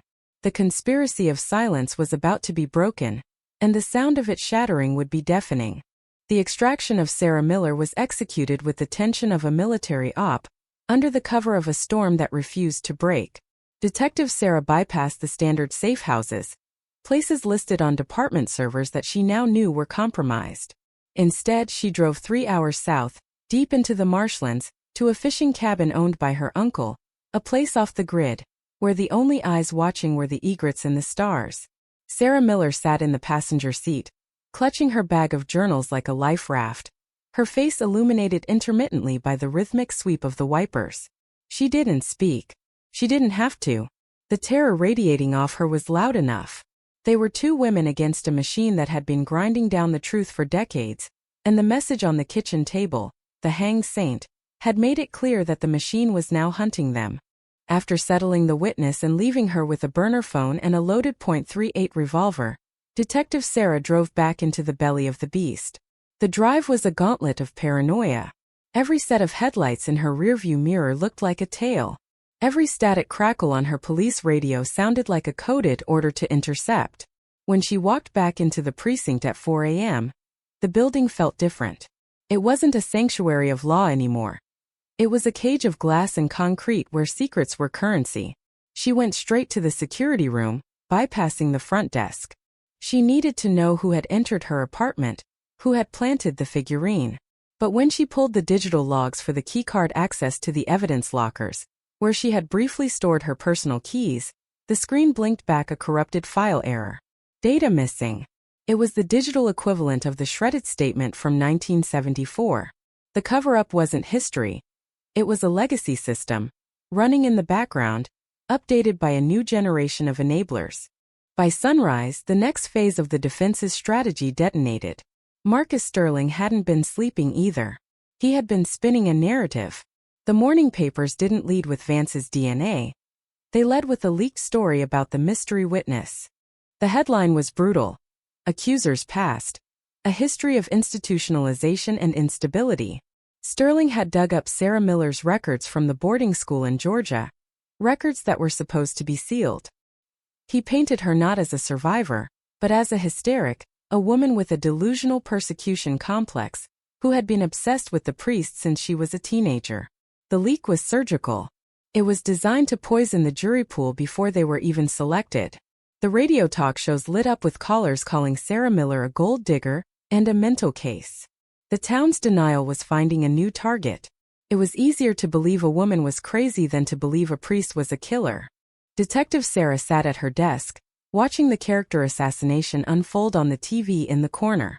She felt a cold fury rising, but she channeled it. If they wanted to play dirty, she would play deep. She opened the copies of the journals she had made before hiding the originals. She needed something that Sterling couldn't spin, something physical, something that wasn't just words on a page. She began to read with a forensic intensity, dissecting Vance's lessons to the teenage Sarah. The entries were repetitive, filled with religious narcissism, but then in a notebook dated November 1974, 4 months after the murder, she found a break in the pattern. Father V was angry today. He said the soil in the church garden was too hard. He said the roots of the old oak tree were fighting him. He had dirt under his fingernails during confession. Black rich dirt. He told me that sometimes to save a soul you have to bury the vessel. He asked if I had any tokens of my sin. He said he keeps tokens. He calls them his rosary of penance. He buries them where only God can see, under the Watcher's eye. The Watcher's eye. It sounded like religious gibberish, but Detective Sarah knew Vance. He was arrogant. He loved puzzles. She pulled up the old blueprints of St. Jude's Parish from the 1970s. She scanned the grounds. The church, the rectory, the parking lot. There was no statue called the Watcher. No landmark with that name. She broadened her search, looking at the satellite imagery of the property as it was today. The old oak tree mentioned in the journal was gone, cut down after a hurricane in the 90s. But the stump remained, a massive rotting wooden tooth in the corner of the rectory garden. And directly above it, set into the stone wall of the old carriage house, was a stained glass window. A circular window. An oculi. A literal eye of the church watching over the garden. It was a long shot. It was a desperate shot. But it was the only lead that pointed to physical evidence. If Vance had kept tokens, trophies from his victims, and buried them under the Watcher's eye, they might still be there. Trophies didn't rot. Trophies waited. She couldn't get a warrant. Not based on a metaphor in a diary from a woman the press was currently branding a lunatic. And she couldn't ask for a team. Her team was compromised. She had to do this alone. She grabbed a shovel from her garage, changed into dark clothing, and waited for nightfall. This was trespassing. This was contamination of potential evidence. This was the kind of thing that ended careers. But the rulebook had been burned the moment she found a noose on her kitchen table. St. Jude's at night was a fortress of shadows. The church itself was locked tight, but the grounds were accessible if you knew where the fences were weak. Sarah slipped through a gap in the bougainvillea hedge, the smell of jasmine and damp earth hitting her instantly. It was the smell of Florida Gothic. She moved silently toward the old carriage house, staying in the blind spots of the security cameras. The moon was obscured by clouds, giving her cover but making the ground treacherous. She found the stump of the old oak. It was covered in moss, ancient and silent. She looked up. There, reflecting the faint ambient light of the street lamps, was the round window. The Watcher's eye. She drove the shovel into the earth at the base of the stump. The ground was hard, packed down by decades of neglect. She dug. She sweated. Every scrape of metal on stone sounded like a gunshot in the quiet night. 1 foot down. Nothing but roots and clay. 2 feet. Her muscles burned. Doubt began to creep in. Maybe it was just a metaphor. Maybe he was just talking about burying his guilt. But then the shovel hit something that didn't sound like a rock. It was a dull, hollow thud. Sarah dropped to her knees, clawing at the dirt with her gloved hands. She brushed away the soil to reveal a box. It wasn't a wooden chest. It was a metal ammunition box, military surplus, the kind that seals tight against water and time. It was rusted, pitted, but intact. Her heart hammered against her ribs like a trapped bird. She pulled the box free, its weight significant. She didn't open it there. She couldn't risk it. She filled the hole, scattered leaves over the fresh dirt to hide her tracks, and ran. Back in the safety of her car, parked 3 blocks away, she engaged the locks and turned on the dome light. She placed the box on the passenger seat. The latch was stiff, fused by rust. She used a screwdriver to pry it open. The metal groaned and gave way. The smell that wafted out was musty, the scent of old paper and stagnant air. Inside, wrapped in oilcloth, were the tokens. There was a hair ribbon, red silk faded to pink. There was a small plastic ID bracelet from a hospital. There was a single pearl earring. And at the bottom, wrapped separately, was a driver's license. The face on the license wasn't Elena Rossi. It was a girl named Marianne Taylor. She had gone missing in 1971 from a town 2 counties over. Another runaway. Another cold case. Sarah stared at the license, her breath catching in her throat. This wasn't just about Elena. It never was. Vance was a serial predator. Elena was just the one who got found too quickly. The box was a graveyard of memories, a collection of souls he had saved and buried. But there was something else in the box. A small leather-bound book. Not a diary. A ledger. Sarah opened it. It contained names, dates, and next to some names there were initials. Payment received. Absolution granted. She flipped through the pages, her eyes widening. These weren't victims. These were donors. These were the names of powerful men in the community, judges, politicians, police chiefs, from the 70s and 80s. And next to their names were notes about indiscretions handled by the church. The realization hit her with the force of a physical blow. Vance wasn't just protected because he was a priest. He was protected because he was the keeper of secrets. He was the confessor for the powerful. He knew where the bodies were buried because he had helped bury them, metaphorically and literally. He held the conscience of the county in a black mailbox buried under an oak tree. This was why the warrant was denied. This was why the evidence disappeared. Vance wasn't just a killer. He was the vault. And Sarah had just stolen the combination. Her phone buzzed. A text message. Unknown number. Put it back, Sarah.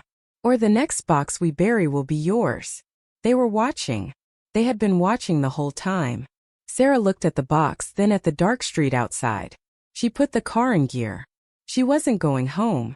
She wasn't going to the station. She was going to war. She dialed the only number she could trust, the federal agent she had met at a seminar 3 years ago, a man who worked out of the Miami field office. The local law was dead. It was time to bring in the feds. But as she sped toward the highway, headlights flared in her rearview mirror. 2 cars, moving fast, running without sirens. The chase was on. The rearview mirror was a blinding rectangle of xenon white, the high beams of the trailing cars burning through the tint, turning the interior of Sarah's Civic into an interrogation room on wheels. She hit 90, the steering wheel vibrating violently in her hands, the tires hydroplaning over the slick ribbons of asphalt that passed for a highway in the deluge. These weren't patrol cars. There were no flashing reds and blues, no siren wailing a warning. These were predators, darker shades of black against the night, moving with the synchronized aggression of a pack. They clipped her bumper, a metal-on-metal screech that sent a shudder through the chassis. They weren't trying to pull her over. They were trying to run her off. They wanted a wreck. A tragic accident on a rainy night. Distraught detective under pressure loses control. It was the perfect headline to close the file on Sarah, just as they had closed the file on Elena.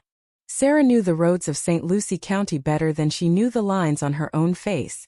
She knew where the pavement buckled from the heat, where the drainage ditches were deep enough to swallow a sedan, and where the sugarcane fields grew so thick they could hide an army.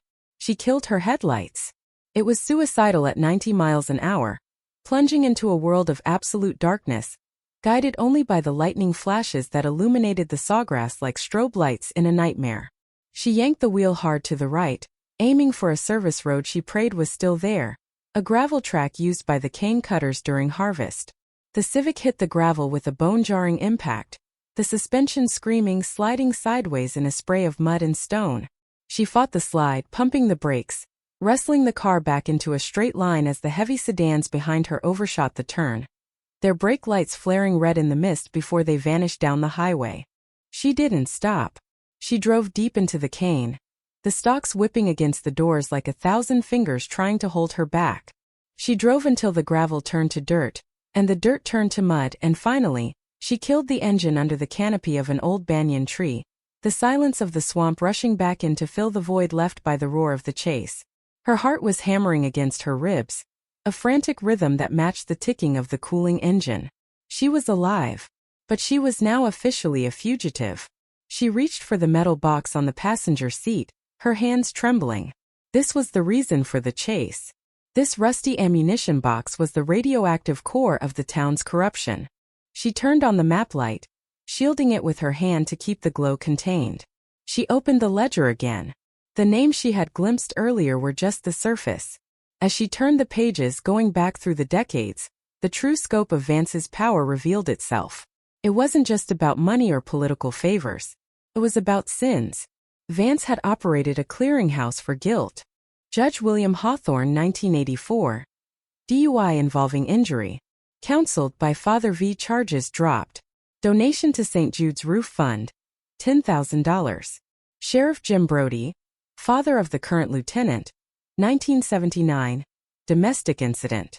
Mediation provided. No report filed. The ledger was a timeline of moral bankruptcy. Every person in a position of authority who had protected Vance over the years, the judges who signed the orders, the cops who shredded the files, the politicians who lauded him, was in this book. They hadn't protected him because he was holy. They protected him because he held the receipts of their own damnation. He had them all on a leash, and the collar was made of their own secrets. But there was one entry that stopped her cold. It was dated July 1974, 2 weeks after Elena's body was found. Subject: Dr. Eris Thorne, County Coroner. Note: autopsy findings adjusted per spiritual guidance. The bruising pattern was inconsistent with the narrative. Purity restored. Payment: absolution for the gambling debt in Miami. Sarah felt the bile rise in her throat. The coroner. The man who had signed Elena's death certificate. He hadn't just been incompetent. He had been bought. The surgical stillness of the body wasn't just the killer's precision. It was a post-mortem edit. Vance had tampered with the autopsy through the coroner. The system hadn't failed. It had been rigged from the moment the body was pulled from the water. She needed to move. The cane fields offered temporary cover, but the men in the cars would double back. They would bring dogs. They would bring thermal scopes. She needed to get this evidence to a jurisdiction that didn't answer to the names in this book. She dialed the number for Agent Reynolds in Miami. The signal was weak, one bar flickering in and out. Reynolds. The voice answered, groggy, sleep-heavy. It's Sarah, she whispered. Don't hang up. I have the ledger. Sarah. His tone shifted instantly from sleep to alertness. You're all over the wire. APB. Armed and dangerous. They're saying you stole evidence and threatened a superior. What the hell is going on? They're lying, she said, cutting him off. I found Vance's insurance policy. A blackmail book. Judges, sheriffs, coroners. Goes back 40 years. Reynolds, they tried to run me off the road. I'm in the cane fields off Route 70. I need a federal extract. Now. There was a pause on the line. A hesitation that lasted a second too long. Sarah, listen to me. If you have that book, you are a walking target. I can't just send a squad car. If I call this in through official channels, the local field office will get alerted. And if the corruption is as deep as you say, then who do I trust? She snapped, the desperation bleeding into her voice.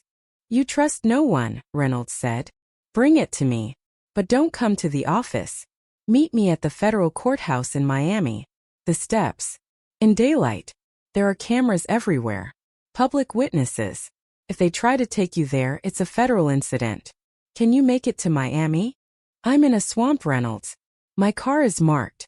But I'll get there. 0900 hours. Don't be late. And Sarah, keep that book on your body. If they catch you without it, you're just a crazy cop who cracked under pressure. The line went dead. Sarah looked at the digital clock on the dashboard. 4:30 a.m. She had 4.5 hours to cover 100 miles of hostile territory, in a car that every cop in 3 counties was looking for. She couldn't take the highway. She had to take the back roads, the smuggling routes that cut through the Everglades, the alligator alley of dirt paths and levees. She started the car. The engine whined but caught. She backed out of the cane, mud slinging, and pointed the nose south. As dawn broke, the sky turned a bruised purple, bleeding into a sickly yellow. Sarah abandoned the Civic 20 miles outside the city limits, sinking it into a drainage canal behind an abandoned strip mall. It was a painful sacrifice. That car was her life, but it was a beacon she couldn't afford. She walked to a truck stop, pulling her baseball cap low, buying a ride from an independent hauler heading to the port of Miami. The trucker, a man with a face like cured leather and a silence that suited her perfectly, didn't ask questions. He just looked at the mud on her boots and the intensity in her eyes and nodded. Sitting high in the cab of the 18-wheeler, watching the landscape shift from swamp to concrete, Sarah listened to the morning news on the radio. The narrative Sterling had planted was blooming like a poisonous flower. Rogue Detective Sarah Bennett, currently sought for questioning regarding the theft of sensitive evidence and the harassment of the elderly Father Vance. Police Chief Miller states that Bennett has a history of insubordination and fixation on this case. Residents are urged to use caution. They were erasing her. Just like they erased Sarah Miller, the witness. Just like they erased Elena. If she didn't make it to those steps with the book, she would become just another unstable woman in the history of St. Lucie County, a footnote in Vance's legacy. She reached downtown Miami at 8:45 a.m. The humidity was already oppressive, the city waking up in a haze of heat and exhaust. She jumped out of the truck at a red light, merging into the pedestrian traffic. She felt the weight of the metal box in her backpack, the corners digging into her spine. It was a physical burden, heavy with the sins of 50 years. She saw the courthouse ahead, a monolith of white stone and glass. It looked like a fortress. She scanned the perimeter. She saw Reynolds standing near the fountain, checking his watch. He looked nervous. He was alone, but something felt wrong. The hairs on the back of her neck stood up, the instinct that had kept her alive in the cane fields. She looked at the black SUVs parked along the curb. Tinted windows. Government plates. But which government? Were they Reynolds' team, or were they the friends of the names in the ledger? She stopped across the street, shielded by a bus stop kiosk. She took out her burner phone and dialed Reynolds. He picked up immediately, looking around. "I'm here," she said. "Where are your guys?" "They're inside," Reynolds said, his eyes scanning the crowd. "We have a secure room. Just come up the steps, Sarah. We'll shield you." "Why are you sweating, Reynolds?" she asked softly. "It's 90 degrees out here, Sarah. Come on. Don't get paranoid now." But she saw it. A man in a gray suit standing by the newspaper stand, 10 feet from Reynolds. He wasn't reading the paper. He was watching the street. And he had an earpiece. And then another man near the revolving doors adjusting his jacket. They were triangulating. "You didn't call the team, did you?" Sarah asked, her voice cold. "You called the field director. And the field director is on the list." "Sarah, listen," Reynolds said, his voice dropping. "It's bigger than you think. The DOJ has interest in some of the names in that book. If you walk away, they will hunt you down as a terrorist. Just bring it in. We can cut a deal." "A deal?" She laughed, a short, bitter sound. "You don't cut deals with the devil, Reynolds. You exorcise him." She hung up. She crushed the phone under her boot. She didn't cross the street. She turned around and walked away, disappearing into the morning rush hour crowd. Reynolds had blinked. He had tried to play the game. But Sarah wasn't playing anymore. She was done with the law. The law was the weapon they were using against her. She needed a new weapon. She needed the court of public opinion. But she couldn't just go to the press. Sterling would spin it before the ink dried. She needed something undeniable. She needed a body. She remembered the tokens in the box. The driver's license of Marianne Taylor, the girl who went missing in 1971. The box also contained a map, a hand-drawn sketch on the back of a church bulletin. It showed a location deep in the Ocala National Forest, marked with a cross. The sanctuary. If Vance was a serial killer, and if the tokens corresponded to burial sites, then Marianne wasn't in a canal. She was in the forest. And if Sarah could find her, if she could dig up a body that had been missing for 30 years using Vance's own map, no amount of spin, no corrupt judge, and no compromised federal agent could hide the truth. She stole a car, a nondescript sedan from a long-term parking lot. It was a felony to add to her list, but she didn't care. She drove north away from the trap in Miami, back toward the center of the state. The Ocala National Forest was a vast, sprawling wilderness of pine scrub and sand, a place where people went to get lost. She drove for 4 hours, the adrenaline fading into a cold, hard resolve. She was going to dig up the past, literally. She arrived at the coordinates on the map in the late afternoon. It was a remote fire trail, overgrown and forgotten. She parked the car and hiked in, the metal box banging against her back. The map led her to a clearing, a circle of pine trees that felt unnaturally symmetrical. In the center, the ground was sunken, a depression in the earth shaped like a grave. This was it, the sanctuary. She didn't have a shovel this time. She found a fallen branch, a piece of hardwood, and began to dig. The soil was sandy, loose. She dug until her hands bled. She dug until the sun went down and the moon rose, casting long skeletal shadows across the clearing. And then she found it. Not a bone, but a piece of plastic. A red hair clip. The same red as the ribbon in the box. She kept digging. And then the white curve of a skull. Sarah sat back on her heels, gasping for air, the smell of pine and decay filling her lungs. She had found Mary Ann Taylor. She had the proof. But as she reached for her camera to document the scene, a sound broke the stillness of the forest. The cocking of a hammer. Click. "You are a very persistent woman, detective," a voice said from the shadows. It wasn't Reynolds. It wasn't Sterling. It was the lieutenant. Her boss. The man who had signed the warrant. The man who had warned her not to make a scene. He stepped into the moonlight, his service weapon leveled at her chest. He looked tired. Sad even. "I told you," he said softly. "I told you to let it lie. The ledger. My father's name is in there, Sarah. Did you see it?" "I saw it," Sarah said, not moving. "Sheriff Brody. Domestic violence. 1979. He beat my mother," the lieutenant said, his voice trembling. "He beat her within an inch of her life. Vance made it go away. He saved my father's career. He saved our family name. And in return we owe him. We always owe him." "You're protecting a monster because he hid your father's sins?" Sarah asked, her hand inching toward the gun at her ankle. "I'm protecting the department, Sarah. If that book gets out, the whole county collapses. Every case my father touched, every case I touched. It all unravels. I can't let you do that." He raised the gun higher. "I'm sorry, Sarah. You're going to be a hero. A martyr. We'll say Vance's people got you.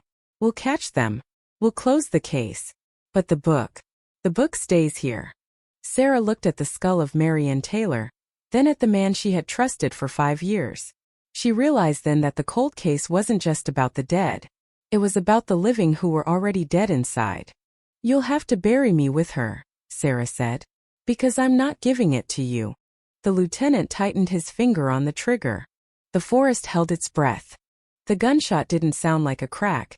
It sounded like the earth itself splitting open, a deafening flat boom that swallowed the ambient noise of the crickets and the wind in the pines. The muzzle flash illuminated the clearing in a strobe light horror show, the white skull of Mary Ann Taylor, the desperate grimace on Lieutenant Brody's face, and the spray of sand as Sarah threw herself sideways. She didn't feel the bullet, but she heard it, a hornet's buzz past her ear, close enough to singe the hair, snapping a pine branch behind her. Brody had fired. The man who had signed her overtime sheets, the man who had given the eulogy at her father's funeral, had pulled the trigger. The hesitation was gone. The protector of the family legacy had made his choice, and now so did Sarah. She didn't reach for the gun at her ankle. There was no time, and from the ground the angle was impossible. Instead, she used the only weapon she had in her hand. The heavy rusted ammunition box filled with Vance's sins. With a guttural scream that tore from her throat, she swung the metal box upward in a vicious arc, putting every ounce of her fear and rage behind the motion. The corner of the steel box connected with Brody's wrist just as he adjusted his aim for the kill shot. There was a sickening crunch of bone meeting iron. Brody howled, the service pistol flying from his grasp, spinning into the darkness of the scrub brush. He staggered back, clutching his shattered wrist, his face a mask of shock and pain. Sarah didn't wait for him to recover. She scrambled up from the dirt, a creature of pure instinct, and lunged. She didn't go for the gun in the brush. She went for him. She tackled him, driving her shoulder into his chest, sending them both crashing into the depression of the grave. landing on top of the soil that had hidden a girl for 30 years. They grappled in the dirt, a desperate, ugly fight for survival. Brody was bigger, stronger, fueled by the panic of a man watching his life disintegrate. He struck her in the face, a heavy, clumsy blow that tasted of copper and dust. Sarah saw stars, her vision swimming, but she found the leverage she needed. She jammed her forearm against his throat, pinning him against the roots of the pine tree. "Stay down," she screamed, her voice breaking. "Don't make me do it, Mike. Don't make me finish it." Brody stared up at her, his eyes wide, gasping for air against the pressure of her arm. The fight seemed to drain out of him as quickly as it had arrived, replaced by a crushing, pathetic defeat. He looked at the sky, visible through the canopy of trees, and then at the skull half buried next to his shoulder. He started to laugh, a wet, wheezing sound. "It doesn't matter," he choked out. You think taking me down stops it? The ledger, the names. You can't arrest the whole state, Sarah. They'll just bury us both." "Watch me," Sarah hissed. She pulled his handcuffs from his belt, the same cuffs he had used on criminals, on liars, on thieves, and snapped them onto his wrists, securing him to an exposed, thick root of the pine tree. He was trapped in the grave he had tried to protect. Sarah stood up, her chest heaving, wiping the blood from her lip. She retrieved his gun from the brush, checking the chamber. Then she picked up the ammo box. She looked down at him one last time. "I'm calling it in," she said. "But not to dispatch. I'm calling the world." She left him there, guarding the bones of Marianne Taylor, and ran back to the car. The drive out of the forest was a blur of adrenaline and pain. Her face throbbed, and her hands were shaking so badly she could barely keep the sedan on the fire road. She was crossing a line now from which there was no return. She had assaulted a superior officer. She was fleeing a crime scene. In the eyes of the law, she was now the most dangerous kind of criminal, a rogue cop. But the law in St. Lucie County was a cancer, and she was the scalpel. She needed to cut it out, and she couldn't do it in a courtroom. She needed a blast radius. She needed Jack Garrity. Garrity was a dinosaur, a relic of the old school of journalism who wrote for the Miami Herald. He drank too much, smoked cheap cigars, and had burned every bridge he ever walked across. He hated the police, hated the church, and hated authority in general. He was perfect. Sarah had arrested him twice for disorderly conduct in the past, and he had sworn revenge both times. Now she was about to give him the story of the century. She drove south, not to Miami, but to a roadside diner near Okeechobee, a 24-hour grease pit called The Last Stop. She used the burner phone to call his personal line. "Garrity," a voice grumbled, thick with sleep and whiskey. "It's Bennett," Sarah said. "Don't hang up. And don't talk. Just listen." "Bennett?" "The cop. You're all over the scanner, sweetheart.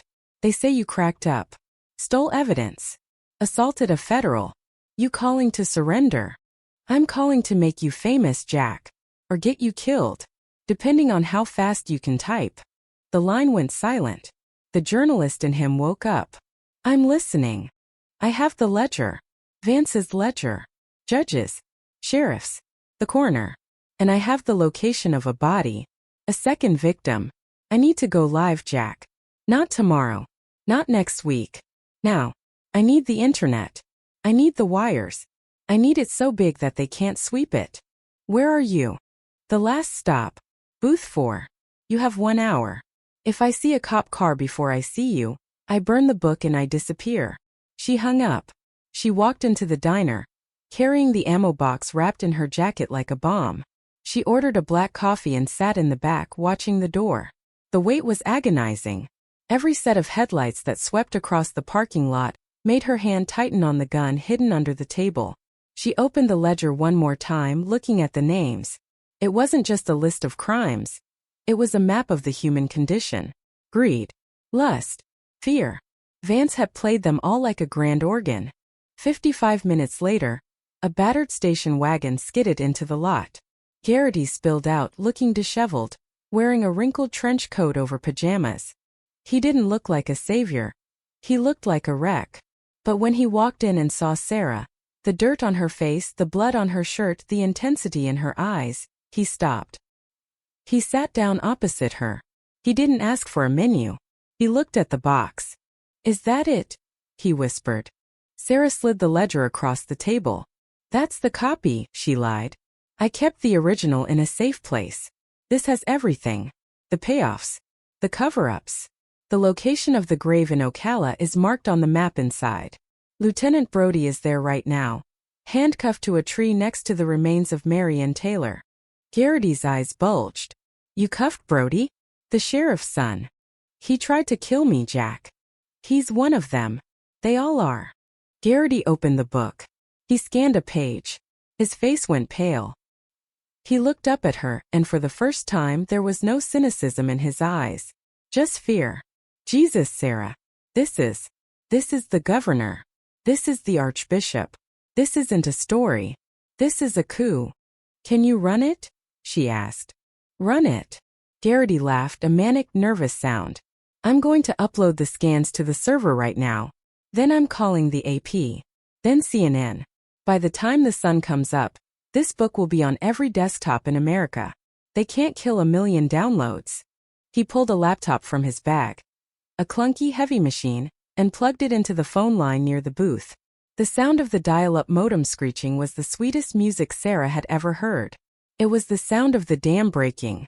She watched the progress bar crawl across the screen. Uploading. 10%. 40%.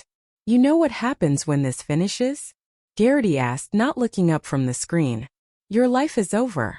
You'll never be a cop again. You might go to jail for the assault. Or for the theft. My life ended in that cane field, Sarah said, staring into her coffee. This is just the paperwork. Upload complete. Garrity hit send on the email blast to every major news outlet in the country. He sat back, exhaling a cloud of stale smoke. It's done. The genie is out. Sarah stood up. She left a $20 bill on the table. You stay here, Jack. Answer the phone when it rings. It's going to ring a lot. Where are you going? Garrity asked, reaching for her arm. You're safe now. The eyes are on us. I have one more visit to make, Sarah said, pulling away. Vance is in a cell. He thinks he's winning. I want to be the one to tell him the game changed. She walked out into the cool night air. The rain had stopped. The sky was clearing. She got back into the stolen car and drove toward the county jail. She wasn't hiding anymore. She drove the speed limit. She stopped at red lights. The radio began to chirp with breaking news alerts. It started locally. Reports of a massive data leak involving St. Lucie County officials. Then it went regional. Allegations of a blackmail ring run by accused killer priest. By the time she reached the jail, it was national. NPR was interrupting its broadcast. The BBC was picking it up. The Blackwood Ledger was trending before trending was even a word. She parked in the visitor lot. The jail was in chaos. Phones were ringing off the hook inside. Officers were running to their cars. The media siege at the gates had doubled in size, reporters shouting into cell phones, sensing the blood in the water. Sarah walked through the crowd, unnoticed in the mayhem. She walked up to the front desk. The sergeant on duty was staring at a TV screen, his mouth open. He looked at Sarah. He recognized her, but he didn't draw his weapon. He looked at her with a mix of awe and terror. I'm here to surrender, Sarah said, placing her gun on the counter. And I want to see the prisoner. The sergeant didn't argue. The chain of command had evaporated. The sheriff wasn't answering his phone. His name was on page 42 of the ledger. The lieutenant was in a forest. The sergeant buzzed her in. He's in isolation, he said quietly. Block C. Sarah walked down the long concrete corridor. The air smelled of bleach and misery.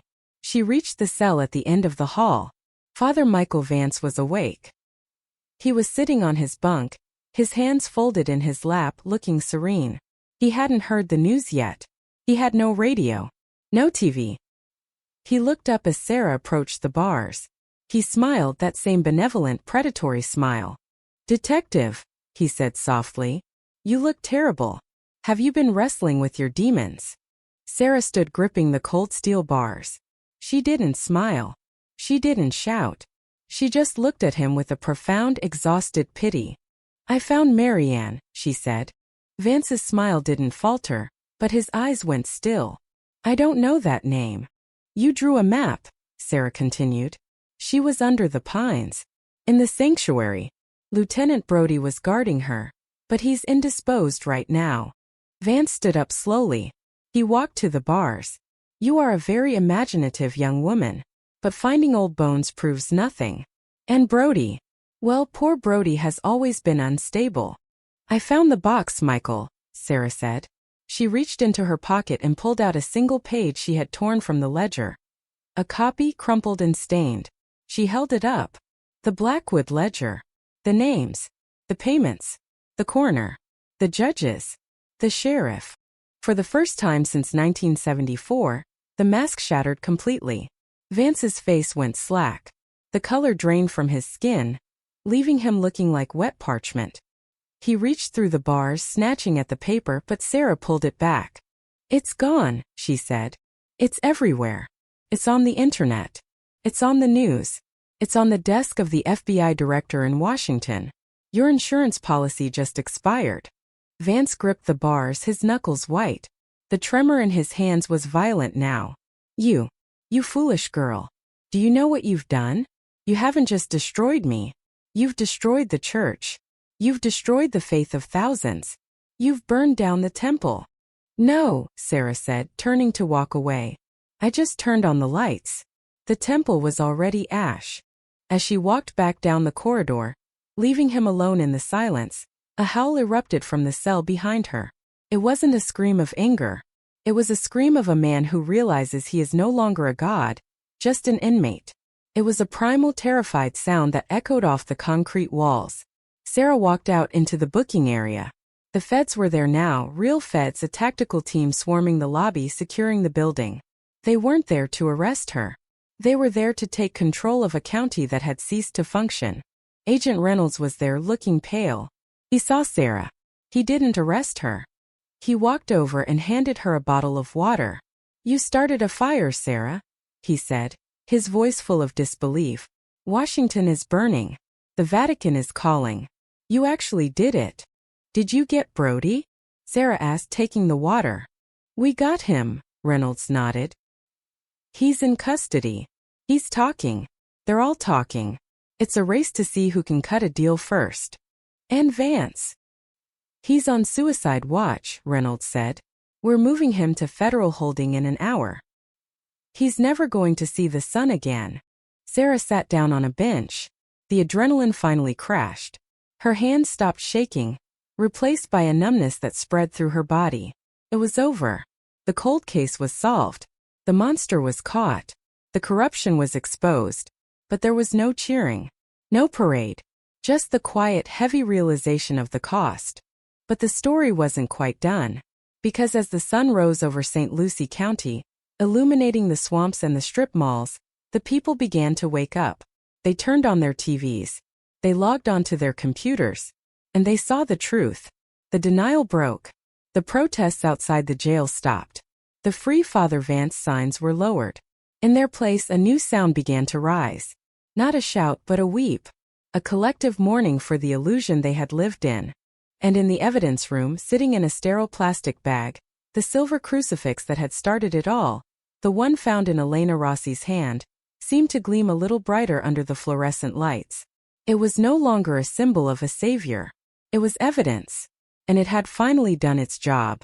The silence in the aftermath of an explosion is often more deafening than the blast itself. By noon on Friday, the county of St. Lucie felt like a ghost town draped in the heavy, suffocating humidity of a Florida summer. The Blackwood ledger had become a digital wildfire, jumping from server to server, translated into a dozen languages, dissected by every news desk from London to Tokyo. The names of the powerful men who had been the architects of the local reality were now being read like a casualty list. Resignations began to pour in before the first indictments were even drafted. The mayor, the city attorney, 3 members of the school board. It was a domino effect of moral collapse. Detective Sarah remained in the federal safe room, a windowless bunker inside the FBI's regional field office. She was no longer a fugitive, but she wasn't exactly free. She was the star witness in a case that was now being handled by the Department of Justice's Civil Rights Division. Across the table from her sat two agents who looked like they hadn't slept in years. They weren't interested in the murder of Elena Rossi anymore. That was a local matter, a closed loop. They were interested in the racketeering, the institutional cover-up, and the international connections of the diocese. They were building a case for a RICO prosecution. "We need to talk about the tokens, detective," the lead agent said, leaning forward. He placed a series of photographs on the table, the items Sarah had recovered from the ammunition box. "We've matched the ID bracelet to a girl missing from Georgia in 1980. The pearl earring to a disappearance in Alabama, 1988. Vance wasn't just moving between parishes. He was hunting along the I-95 corridor for 30 years. Every time he was reassigned for boundary issues, he found a new territory." Sarah stared at the photos. The sheer scale of it was paralyzing. If she hadn't found that ledger, if she hadn't dug up that box, Vance would have died in that retirement home, a celebrated saint, and these girls would have remained runaways forever. "How many?" she asked, her voice barely a whisper. "Based on the ledger entries and the trophies, we're looking at least 12 victims," the agent replied. "And that's just the ones he kept records of. He was a meticulous predator. He didn't just kill them. He collected them. He viewed them as penance for his own urges." The door opened and Agent Reynolds stepped in. He looked older, his suit rumpled, the weight of the betrayal by his own director still visible in the sag of his shoulders. He motioned for Sarah to step outside. In the hallway, the air felt a little thinner, a little less clinical. "The church is issuing a statement," Reynolds said, handing her a tablet. "They're calling Vance a rogue actor. They're promising full cooperation. They've already stripped him of his clerical status. Laicization. He's officially just Michael Vance now. No title. No collar." "It's too late for that," Sarah said, looking at the screen. "They knew. The ledger shows payments made to investigators by the diocese's insurance carrier in 1974. They didn't just move him. They funded the silence." "I know," Reynolds said. "And that's why the feds are staying. This isn't going to be a quiet trial. This is going to be a dismantling." He paused, looking at her with a mix of respect and concern. "There's someone here to see you, Sarah. She's been waiting in the lobby for 4 hours." Sarah knew who it was before she even reached the glass doors. Sarah Miller, the girl from 1974, was sitting on the edge of a plastic chair, her hands clasped tightly in her lap. When she saw the detective, she stood up, her face a map of conflicting emotions. Relief, terror, and a strange, fragile kind of peace. "It's true then?" the older woman asked. "The news. They're saying he killed others. They're saying he had a book." "It's true," Sarah said, taking her hands. "He can't hurt you anymore. And the world knows you weren't crazy. You were the only one telling the truth for 30 years. Sarah Miller began to weep. Not the jagged, frantic crying of the motel room, but a slow, quiet release. I thought I was going to die with that secret. I thought it was going to be my tombstone."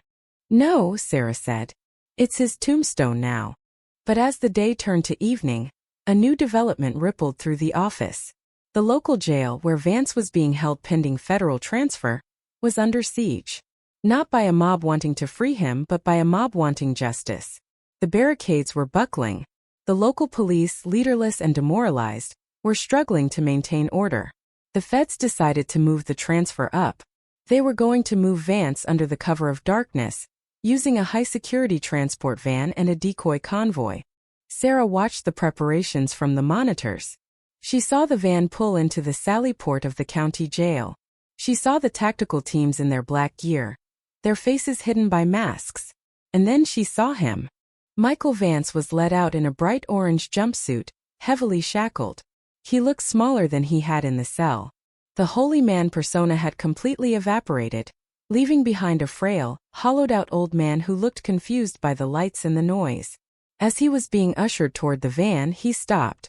He looked directly into the camera lens, as if he knew Sarah was watching from a dozen miles away. He didn't wink this time. He didn't smile. He whispered something. A single word that the grainy CCTV couldn't capture. What did he say? the technician asked, zooming in on the pixelated lips. Sarah leaned into the screen. She read the movement of his mouth. It wasn't a prayer. It wasn't a curse. Soon, the van doors slammed shut, and the convoy moved out, a line of black vehicles weaving through the angry crowds and the flashing bulbs of the paparazzi. Sarah felt a cold knot of dread tighten in her gut. Soon, it wasn't the word of a man who had given up. It was the word of a man who still had one last card to play. She turned to Reynolds. Where are they taking him? Which route? Standard transport to the Federal Detention Center in Miami, Reynolds said. The turnpike. Why? He said soon, Sarah said, grabbing her jacket. He's not planning on reaching Miami. He knows the ledger. He knows who is still out there. The names we haven't indicted yet. The ones who are desperate. Sarah, the convoy is a fortress. 2 armored vans, 6 escort vehicles, air support. No one is touching that. The danger isn't from the outside, Reynolds, Sarah snapped. The danger is from the inside. Who's driving the lead van? Local or federal? Reynolds checked his clipboard, his face going pale. It's a joint task force. The driver is St. Lucie County Sheriff's Department. The realization hit them both at the same time. The ledger. The names. The debt. Not everyone in the department was like Brody. Some were still hidden. Their names buried deeper in the pages Sarah hadn't fully memorized. Some men weren't protecting a legacy. They were protecting their current lives. The convoy was 10 miles out of town when the radio went silent. First, the GPS tracker on the lead van blinked out. Then, the voice comms from the escort vehicles dissolved into static. On the air support feed, the helicopter pilot's voice came over the wire, frantic. Lead van is veering. It's taking the off-ramp at Jupiter. Escorts are. Wait, the escorts are blocking the road. They're stopping the rest of the convoy. They're taking him, Sarah screamed, running for the door. They're not rescuing him, they're going to execute him. They can't let him testify. It was the final cover-up. The names in the ledger knew that as long as Vance was alive, he was a ticking time bomb.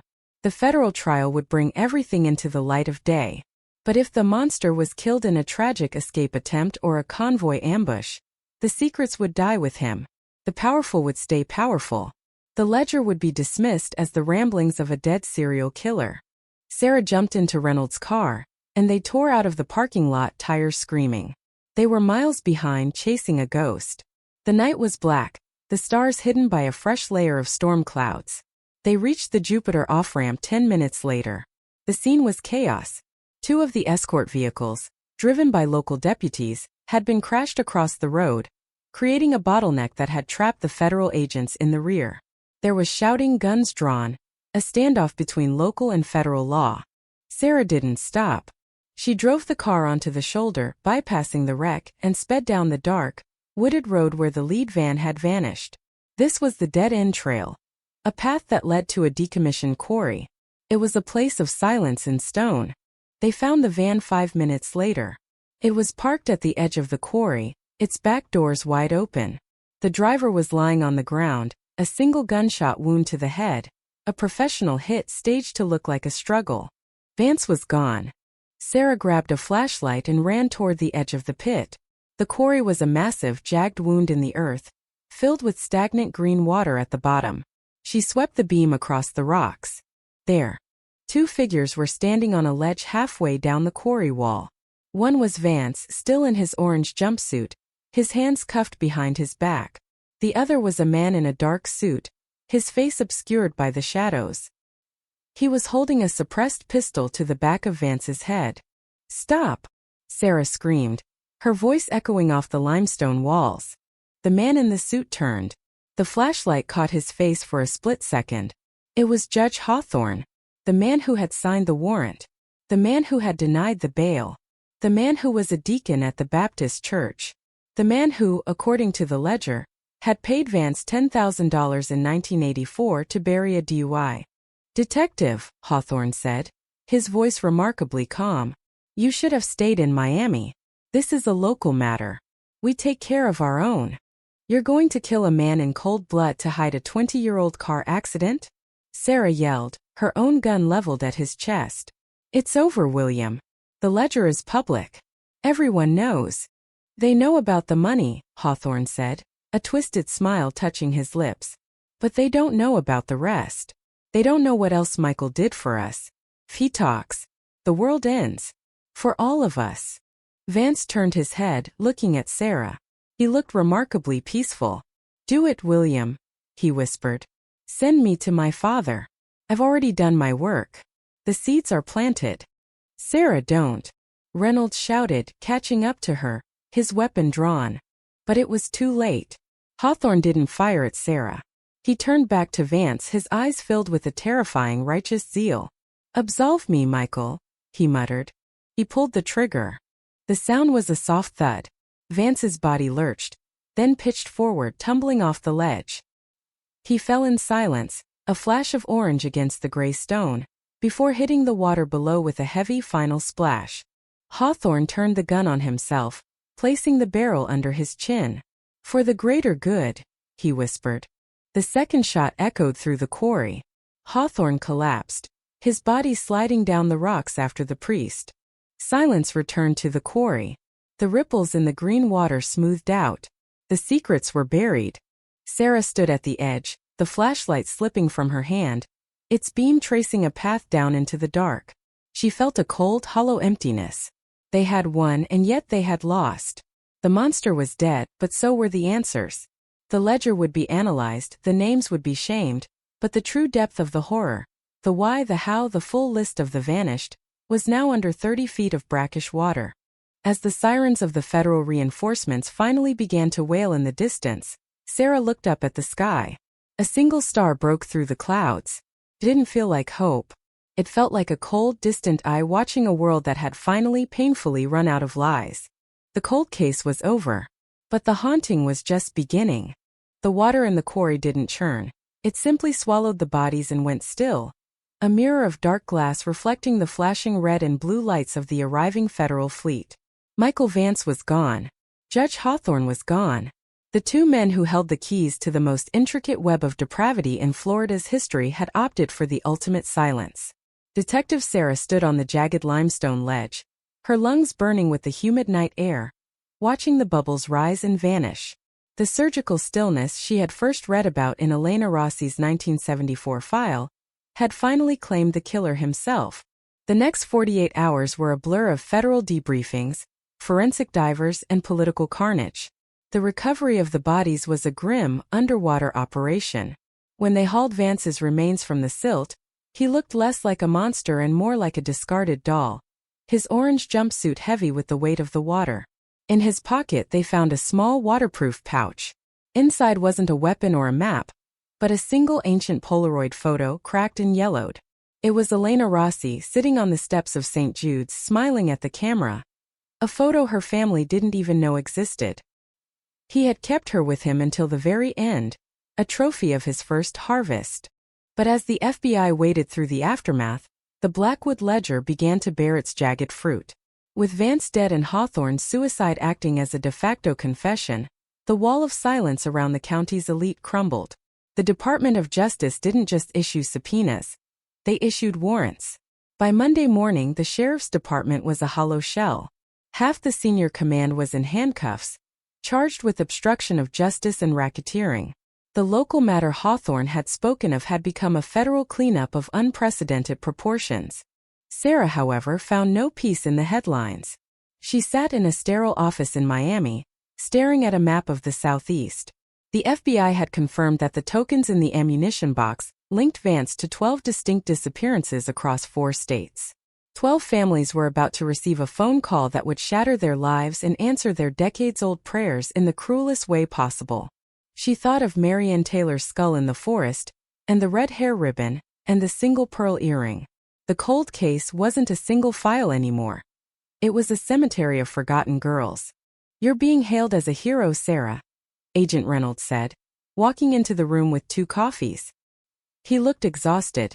His career likely peaked and plateaued by the magnitude of this scandal. "The governor is talking about a special commendation. The Rossi family wants to meet you." "I don't want a medal, Reynolds," Sarah said, not looking up. "I want to know who else." Vance mentioned seeds. He said the seeds are planted. A man like that doesn't just work alone for 50 years. He was a mentor. He was a father in every twisted sense of the word. Reynolds sighed, sitting opposite her. We're looking into the youth outreach programs he ran in the 80s and 90s. We're tracking down every altar boy, every protege, every young man he counseled. But Sarah, the man is dead. The ledger is out. The system is being purged. At some point, you have to let the win be a win.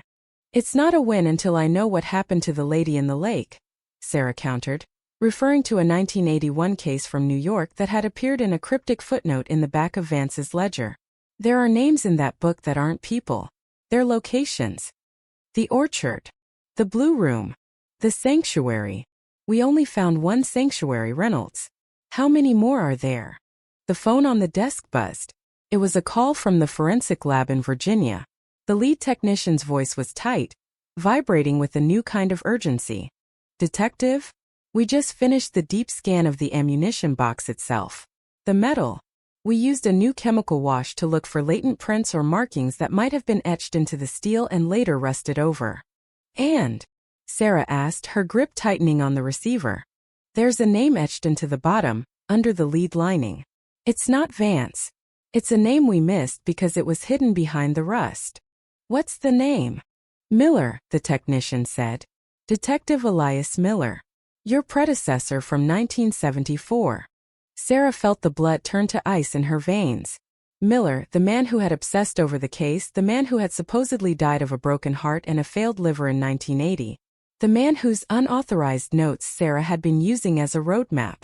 Why would his name be on the box? Sarah whispered. It's not just his name, the tech continued. There's a date. October 12, 1980.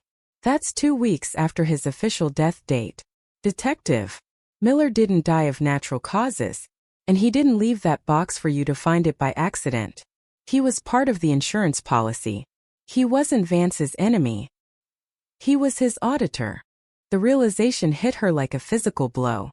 The hero detective, the man whose legacy she had been honoring, had been the one who helped Vance organize the secrets. He hadn't been sidelined because he was too close to the truth. He had been moved into the shadows to manage the tokens. The Blackwood ledger wasn't a discovery, it was a handoff. A generational baton of blackmail passed from one watcher to the next. Sarah hung up the phone. She looked at Reynolds, who was watching her with growing concern. I need to go back to the cemetery, Sarah said, her voice hollow. The quarry. No. Detective Miller's grave. I need to see what else is buried with the man who taught me how to be a cop. She left the office before Reynolds could stop her.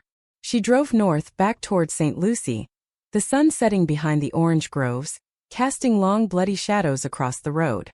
The town was different now, quieter, humbled, broken. She reached the small, overgrown cemetery where Miller was buried. It was a lonely plot, far from the prestigious sections reserved for the town's founding families. She found the headstone. Elias Miller, 1928 to 1980. The truth shall set you free. Sarah stood over the grave, the irony of the epitaph cutting into her like a knife. She looked at the ground, then at the nearby church steeple of St. Jude's. Everything in this town was a lie built on a lie. She pulled a small folding shovel from her trunk, the same one she had used to find Marianne. She didn't have to dig deep. Just 6 inches down, hidden behind the marble base of the headstone, was a small plastic-wrapped bundle. It wasn't a box this time. It was a cassette tape, an old 60-minute Maxell tape. She walked back to her car, her heart thudding a slow rhythmic funeral march. She inserted the tape into the car's old deck.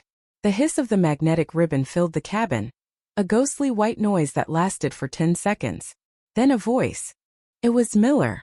Deep, gravelly, and unmistakably tired. If you're hearing this, it means the water finally reached the rafters. My name is Elias Miller, and I am a coward. I didn't find the truth about Elena Rossi. I helped bury it. Not because I loved Vance, but because I loved this town.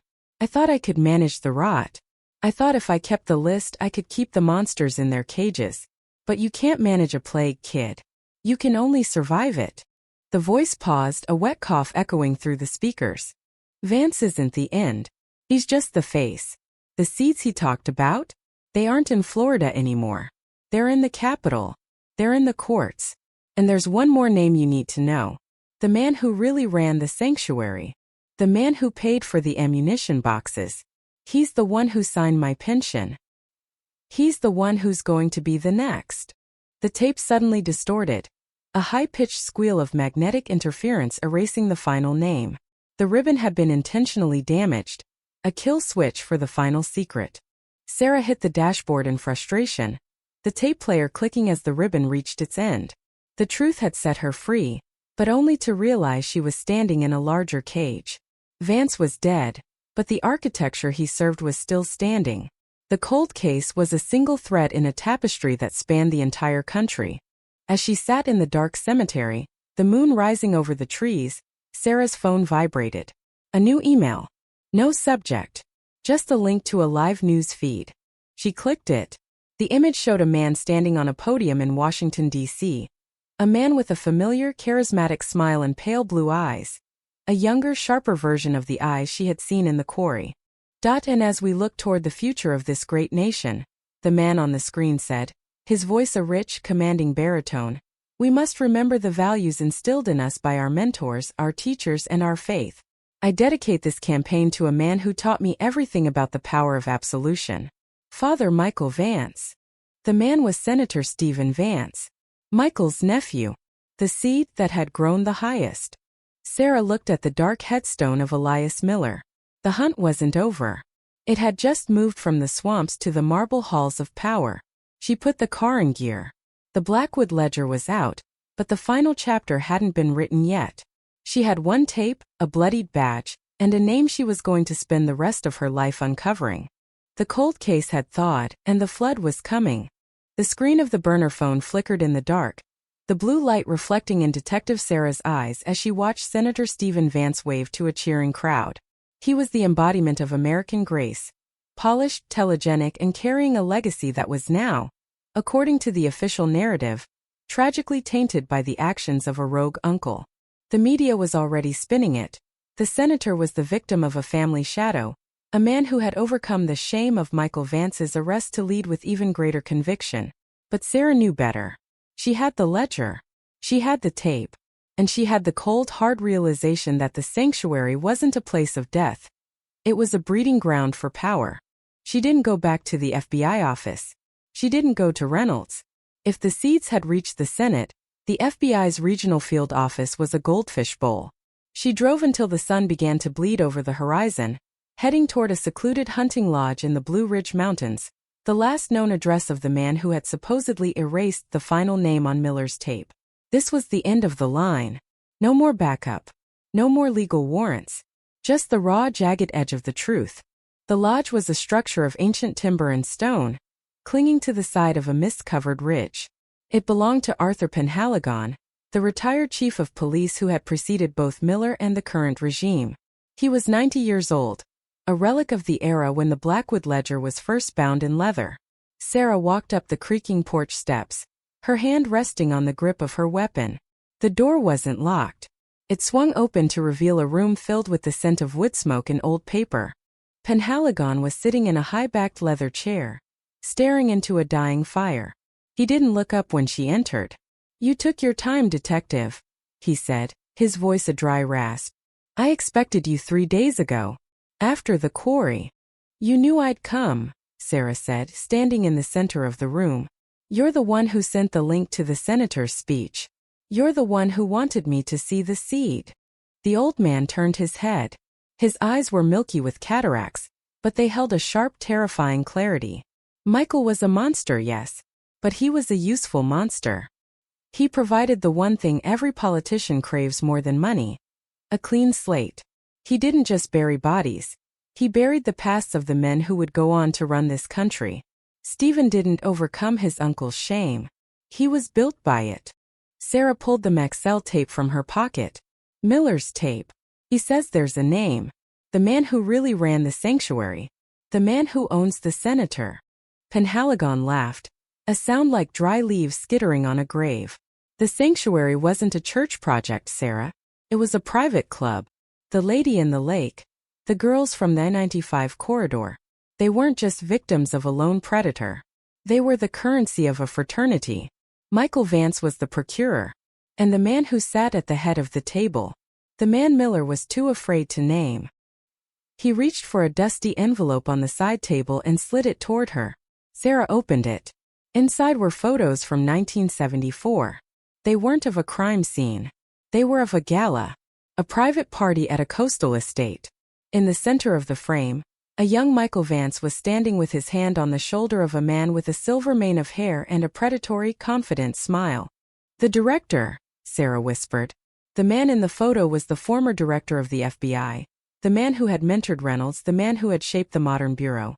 The rot doesn't go deep, Sarah, Penhaligon said, leaning back into the shadows. It goes up.